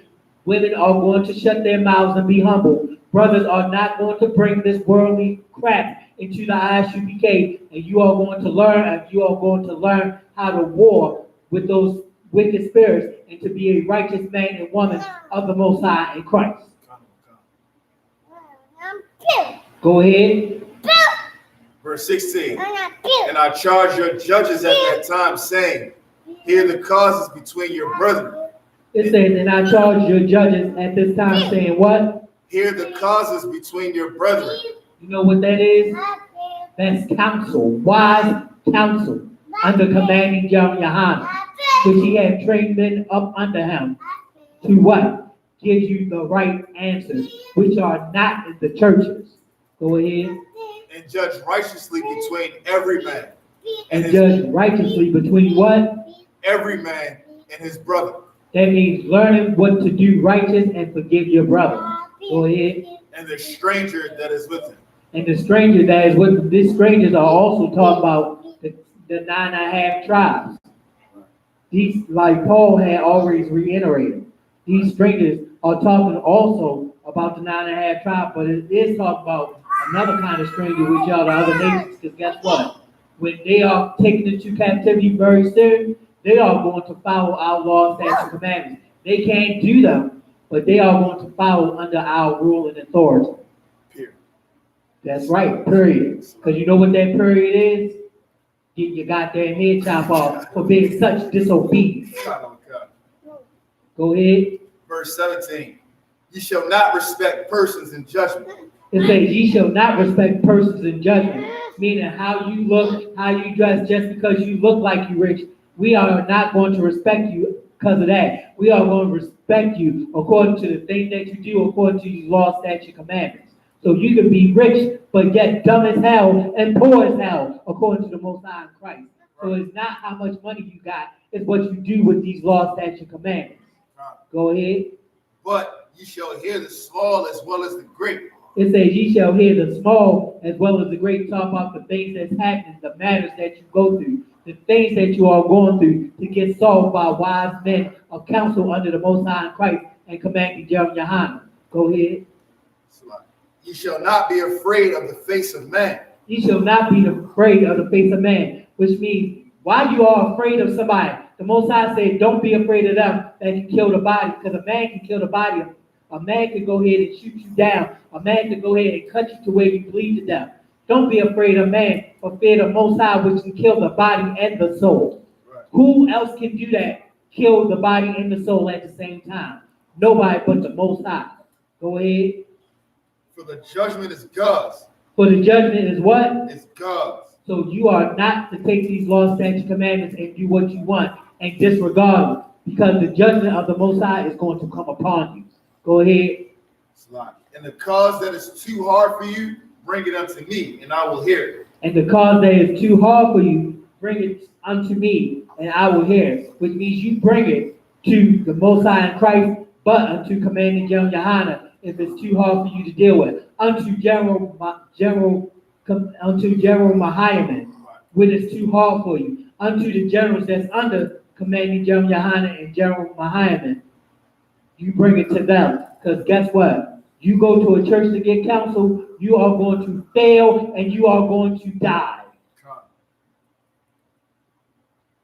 That's all with that. But go back to Matthew.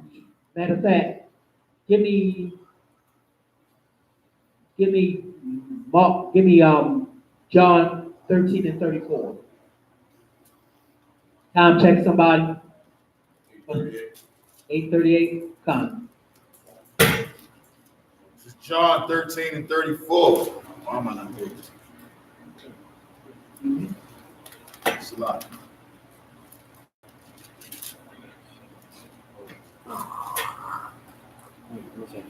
A new commandment I give unto you. It says a new commandment that I give unto you. Who's talking right here? Christ. Christ is talking to you.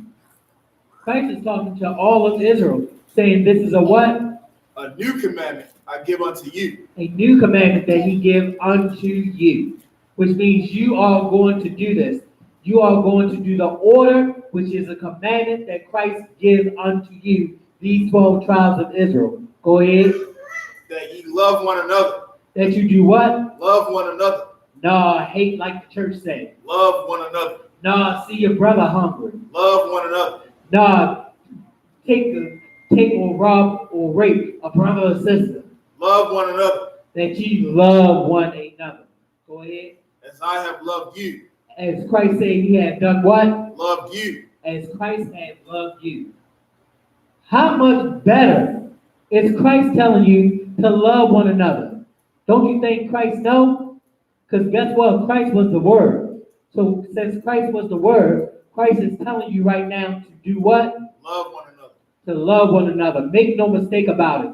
Christ was about love for only his people. Oh, man, give me Matthew 1 and 21. Matthew 1:21. Oh, I know that. It's like, No. 1 Peter 4:11. If any man speak as the oracles of God. Don't do it out. Come. This is Matthew chapter 1, verse 21.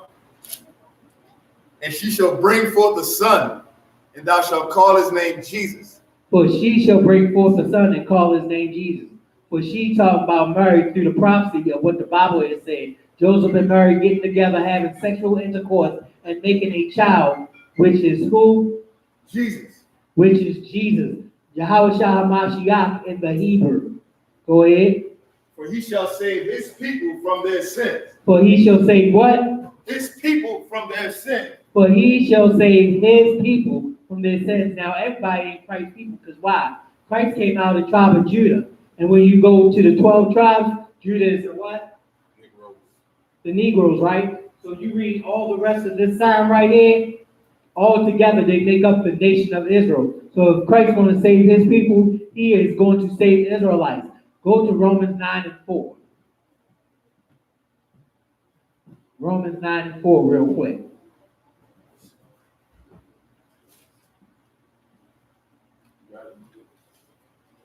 Romans 9:4.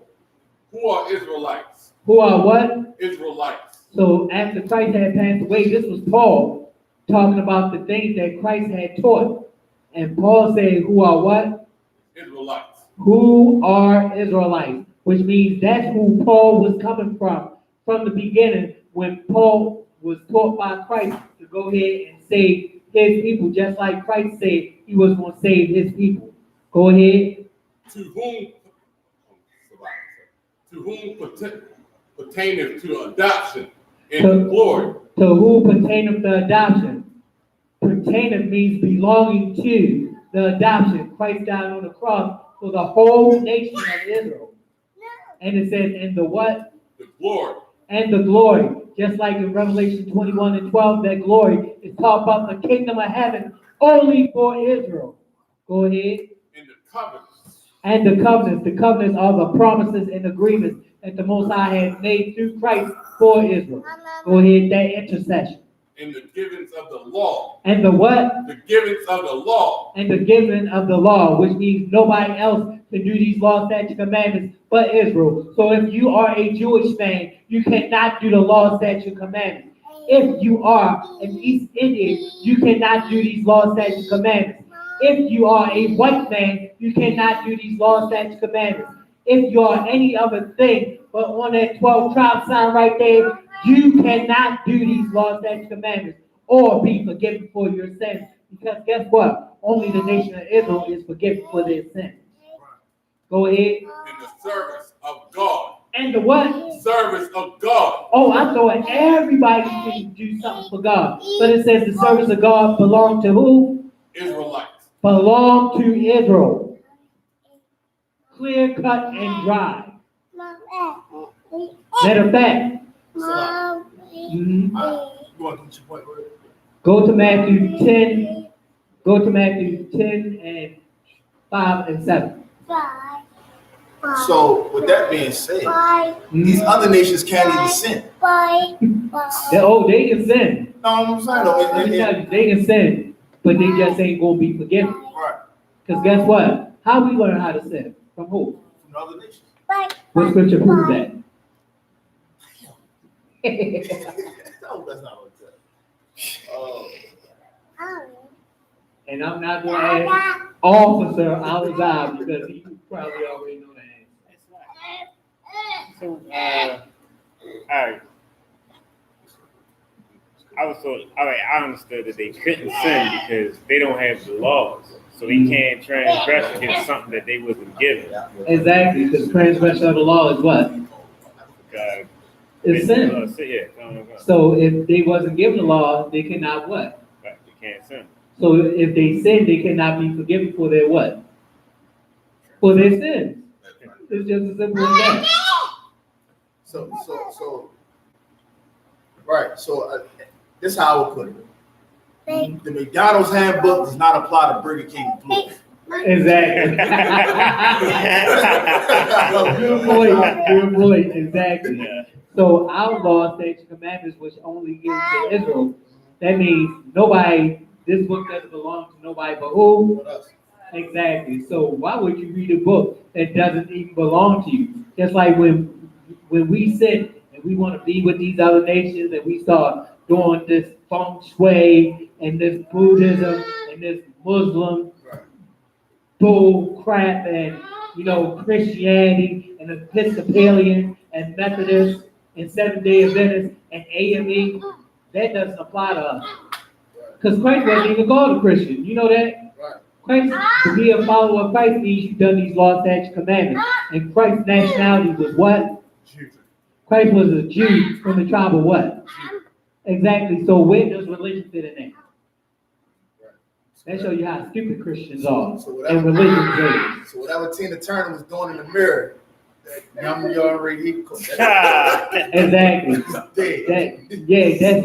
That's dead.com. Like Captain Sapari would say. What Tina Turner is doing is putting herself into a bigger hole to be judged. Because why? It's dead.com. So how can the other nations sin if the laws wasn't given to them to say, Check this out.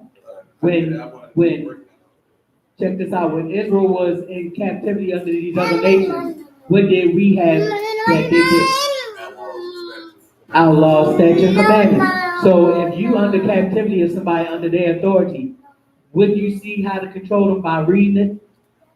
That's the only way they did it. Other than that, they was jealous of us because we had the laws, statutes, commandments, and when we did right, and the Most High would bless us, they would be like, "Wow, that's a wise and great nation." That's why the so-called Jews wanted to be us so bad. Matter of fact, bear with me for a second. Give me Romans. So like, what was that precept though? What about? About what we didn't know. The scripture says, how do we know? I ain't mean to cut you off. I know. matter of fact, It's a lot. I'm sorry. matter of fact, give me Romans 3 and 3. I'm gonna get to your point. Somebody give me Romans 3 and 3, Bubba Kushah. I got it. Go ahead. It's Romans 3 and 3. For what if some did not believe? It said, for what? Romans 3. Give me Romans 3 and 1. Salaki. God. Romans 3 and 1. What advantage then had the Jew? So the Bible is asking you a question, talk about how the other nations wanted our law, statutes, commandments to have an advantage over us. Right. It says, one more time. What advantage then hath the Jew? The scripture is asking you what advantage have an Israelite. Go ahead. For what profit is there of circumcision? Or what profit is there of circumcision? Talk about coming back to these law, statutes, commandments and throwing off the wicked ways of the world. Go ahead. Much every way, chiefly because that unto them were committed the oracles of God. It says much every way, which means every way possible, because we have these laws, statutes, commandments, which are our knowledge and our wisdom. Much chiefly every way, because unto us were committed the oracles of God. Which means when we speak these words, they come to pass. When we speak about these prophecies in the Bible and tell our people to turn away from ungodliness, these scriptures come to life. These words in this Bible are not only words, but are life directly from the Most High. So when we go out there into the highways and the byways and the barrios and the hoods and the streets, and we on the corners and we telling our people what to do according to the scriptures, these prophecies come to pass right in front of our eyes. So guess what? This is for our understanding, not everybody else's.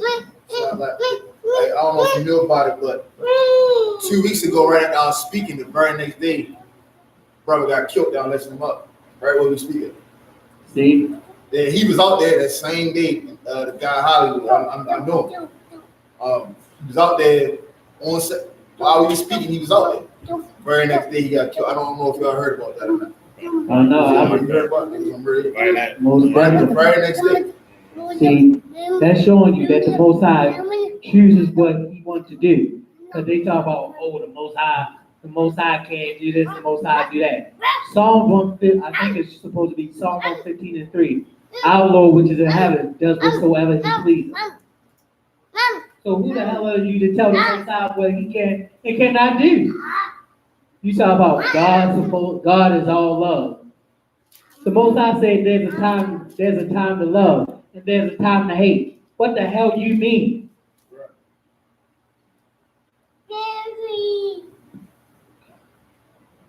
You can't tell the Most High what to do. He does whatever He wants because He's the Most High. If He wasn't the Most High wouldn't do what He wants. But He does. Whatever the Most High say, it happens and it goes through. The angels make sure that what the Most High say, the orders is carried out perfectly. Don't never put the Most High in a box. The Most High can put you in a box. Psalm 115:3, if you got it. Psalm 115:3. But our God is in the heavens. But our God, our power, the Most High is in what? Is in the heavens. Is into the third dimension, watching over us. Go ahead. He hath done whatsoever He hath pleased. He done whatsoever He what? He hath pleased. So how is it that the Christian church talk about God all love when the Most High say in Romans 9:13 that He loved Jacob but hated Esau? The Most High does whatsoever He wanted. Go back to Romans 3:4. Matter of fact, go to 3:3. Because these other nations are outrageous. That's why the Most High is raising up generals, captains, officers, soldiers, troopers, members to go ahead and combat this evil and tyranny against our people. Go to Romans 3:3. Romans 3:3. For what is something not believed? For what is something not what? Believe. Do you think the Most High give a goddamn what you care about? The Most High don't care if you don't believe. Because guess what? Read on. Shall their unbelief make the faith of God without effect? Shall their unbelief make the faith of God without effect? So just because you don't believe, you think these prophecies ain't gonna happen? They happening now. The Most High told us long time ago over there in our land, Jerusalem, told us that we wasn't going to go into slavery if we didn't do His law, statutes, commandments. What happened? We went into slavery according to Deuteronomy 28:68. That we will be the head, they will be the tail. That they will lend to us, but we will not lend to them. That we will be in the need and want of all things. Because why? These other nations stole from us and put us under authority. That's Deuteronomy 28:48. Go ahead. Right, sir. I love this scripture so much because it's pretty much like telling how it don't matter if the Most High say, I'm gonna kill everybody Thursday. If you one of them people that's like, we not gonna die Thursday. It don't matter if you think that or not. Right. What He said was gonna happen is what's gonna happen. Right. Bring it out. Bring it out, Ash. Bring it out. If I could pick it back with them, like, why do you not believe in God? Exactly. Like, think about it, like, go ahead. Let me tell you the irony of it. Even atheists believe in God because when they break their damn foot or they get stabbed, what they say? Exactly. Oh God, oh Jesus, help me, please. But yet you're an atheist? Come on. You had Even scientists, like, they talk about the Big Bang Theory, try to break God off, say we evolved from Mars. But as soon as they can't explain something that happened on the Earth, oh, it's an act of God. Right. guess what? That evolution stuff is BS. Because guess why? If we evolved from monkeys, why is there monkeys still running around and monkeys still in the zoo? You got a lot of them over there eating monkeys in Africa. You got them crushing the skull of monkeys, eating bush meat over there in Africa. So if the monkeys evolved so much in the heathen, why are they still around? Right. If I could, real quick, the reason why it's people that don't believe in God is because of Christianity. Right. Like when Exactly. they tell stories that sound stupid, that don't make sense, then it's like, yo, that's a contradiction right there. Right. Exactly. Christianity is the problem for everything. Because guess what? They think that, oh, yeah, the church said this and the church said that. But the thing about the church, how many of them comes up to Isupk and get corrected? All the damn time. Even when brothers are out and about, they get corrected because why? They have not the truth and the knowledge and wisdom of the scriptures. Right. Go So ahead. if I could, I think they all believe in God. They don't believe that He our God. Yeah, and you right on that. They don't believe our God. And real quick, I've never seen a Muslim get shot, bleeding out in the street, screaming for Allah. Exactly. I've never seen it. Exactly. I've never seen a Muslim on the ground. It's always, oh God help me. It's never Allah. It's none of that. Exactly. Because guess why? Allah. Our people that's into that Muslim religion, because it's not something that the Most High deal with. Colossians 4:8. If you get a chance, read it. It's all about philosophies and the rudiments of the world and not having Christ for the Most High. It's all about, and religion is a way of how man wants you to believe in the Most High. Instead of you believing in the Most High as the Most High instructed you to. Kind of always tripped me out. I was having a conversation with brother, be like, how you go by the Bible? It was written by man. My response is, show me a book that wasn't. Right. Exactly. You know, like, Exactly. every book was written by Because man. guess what? Who wrote the laws? Oh, I mean, God You gave right. most of the laws, but you know, he Let wrote me tell them you, on a the Most High gave Moses the first 10. Moses, through the power of the Most High, because it tells you all scripture is given by the inspiration of the Most High. So when Moses was sitting down there and the Most High was dealing with Moses, and he put the inspiration of Moses read out that law. That's why I tell you the 5 books of the law, the 5 books of Moses. Go ahead. Colossians 2:8. Oh, you want me to read that? Uh-huh. Beware lest any man spoil you through philosophy and vain deceit. It says beware, which means take warning of this, especially in these churches built up today by wicked hands. It says beware lest any man what? Spoil you. It says spoil you. What does it mean to spoil? Because we all been spoiled as a child here and there. But what does it mean to spoil? the pretty much they give you your way. Kind of, but not Be quite. led astray. Kind of. Testifying with words that not really Kind of. Anybody else want to take a stab at it? I Yeah. ain't telling you to stab at it, but take a stab at it. To spoil something means to make rotten. To make it, to basically make it unworthy, ungood. To make it so bad that you don't know whether it's right or wrong. When you're spoiled, you know how fruit spoiled, that means it's no good. So by it's saying, beware lest any man fool you through what? Through philosophy and vain deceit. Through philosophy and vain deceit. Vain deceit is fooling somebody into nothing. Philosophy is how a man's mind thinks that you should worship God instead of Most High wants you to worship in His way.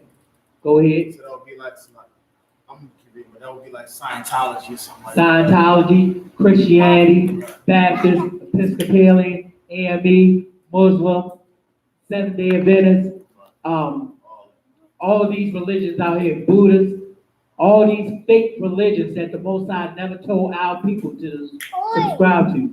Matter of fact, go to Jeremiah 10 and 23. This is my last scripture. This is my last scripture. We finish that or go to the German? Oh, go ahead and finish. After the tradition of men, after the rudiments of the world, and not It's after tradition of men, after the rudiments of the world. So a simple man is in church, which is the pastor and preacher, telling you how to worship God and telling you what He wants you to do instead of you going into the Bible and read for yourself. Right. Go ahead. And not after Christ. And not after what? Christ. So what's that telling you? that if you're in a religion, you are not worshiping Christ in the correct way. Go to Jeremiah 10 and 23 real quick. It's Jeremiah 10 and 23. O Lord, I knew that the way of man is not in himself. It says, I know that the way of man is not in himself. Hold that for a second. Was that the one that I wanted in Jeremiah? It is one that I wanted because it fit perfectly. But it is not in the man that walketh to do. Hold up. It's Jeremiah.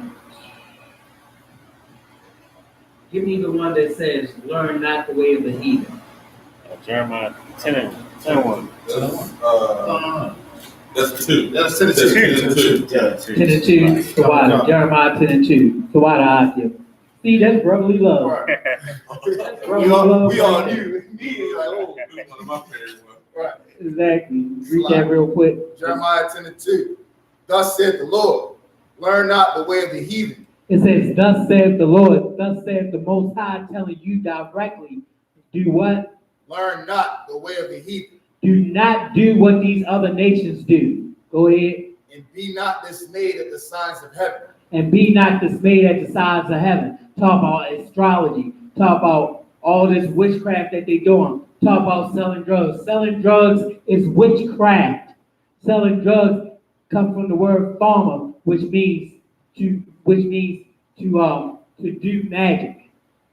That's what selling drugs is. When you sell drugs, guess what? The Most High said, I suffer not a witch to live. So when you selling drugs, you are that wizard, you are that warlock, you are that witch, and the Most High suffer you not to live. Why do you think most of our people that's into selling drugs die? Right. It's a lot. Does that, when they say, be not dismayed at the signs of heaven, would that also be like the scripture in Acts when they say, I'm going to turn them the moon into blood and all that, so you look at the skies. Yeah, don't be dismayed at the sign. Those things are there because the Most High wants to show us. Because it's telling you Israel is seeking for signs. We should not be seeking signs. What we should be seeking is the knowledge, wisdom, and understanding of the Bible and what the Most High told us the hell to do in the first place so that he won't come back and you be part of 2/3 and you will not get your golden crown from Christ. And with that, we are the ISUPK coming out of 1 West 125th Street, Harlem, New York, under commanding Young Yohana to teach blacks, Hispanics, and Native Indians who they are according to the Bible, and that we are the greatest people on the face of earth. Death to America. I hope America burn to the goddamn ground, and that the 12 tribes of Israel be raised to be the greatest people on the face of the earth. And with that, I am preaching the officer of 1,000 Gabarda Shalom. And now the announcement. Security announcement.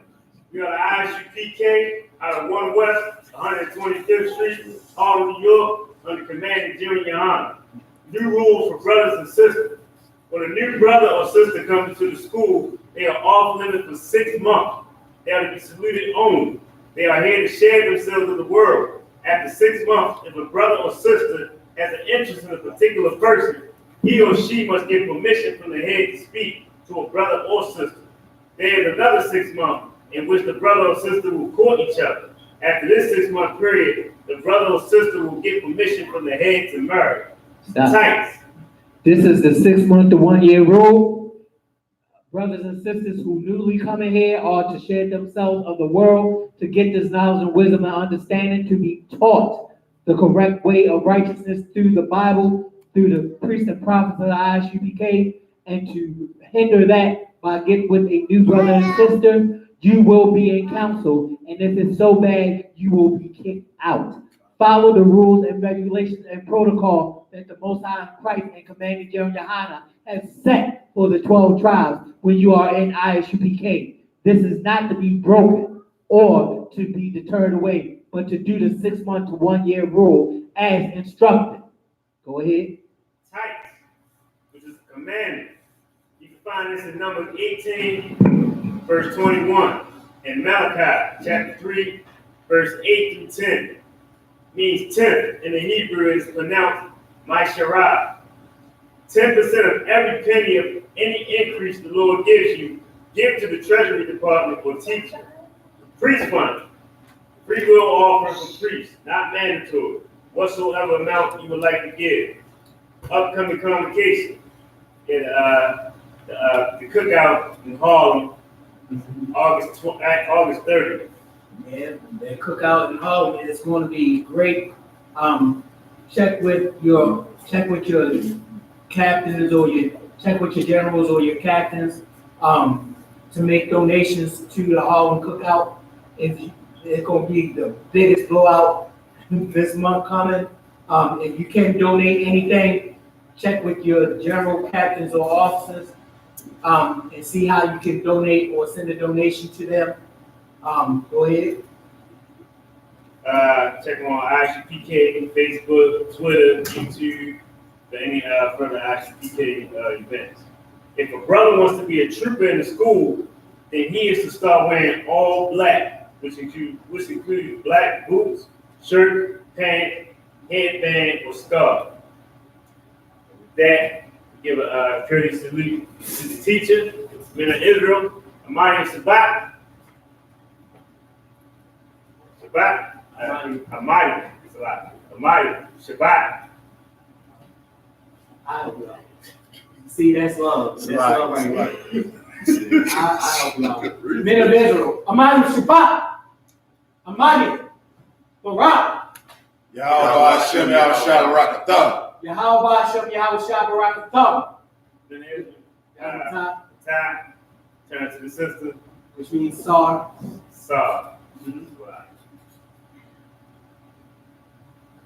Men of Israel. Give one courteous salute to the sisters. Give one courteous salute to the sister. Men of Israel, Men of Israel. Amari Shabbat. Barak. Amari. Sorry, I get it. Amari Shabbat. I don't know. Men of Israel, Amari Shabbat. Amari Barak. Yahweh Shema Al-Tham Ba'Shem Yahushua. Yeah. Yahweh Shema Al-Tham Ba'Shem Yahushua. Yahweh Matah. Class dismissed.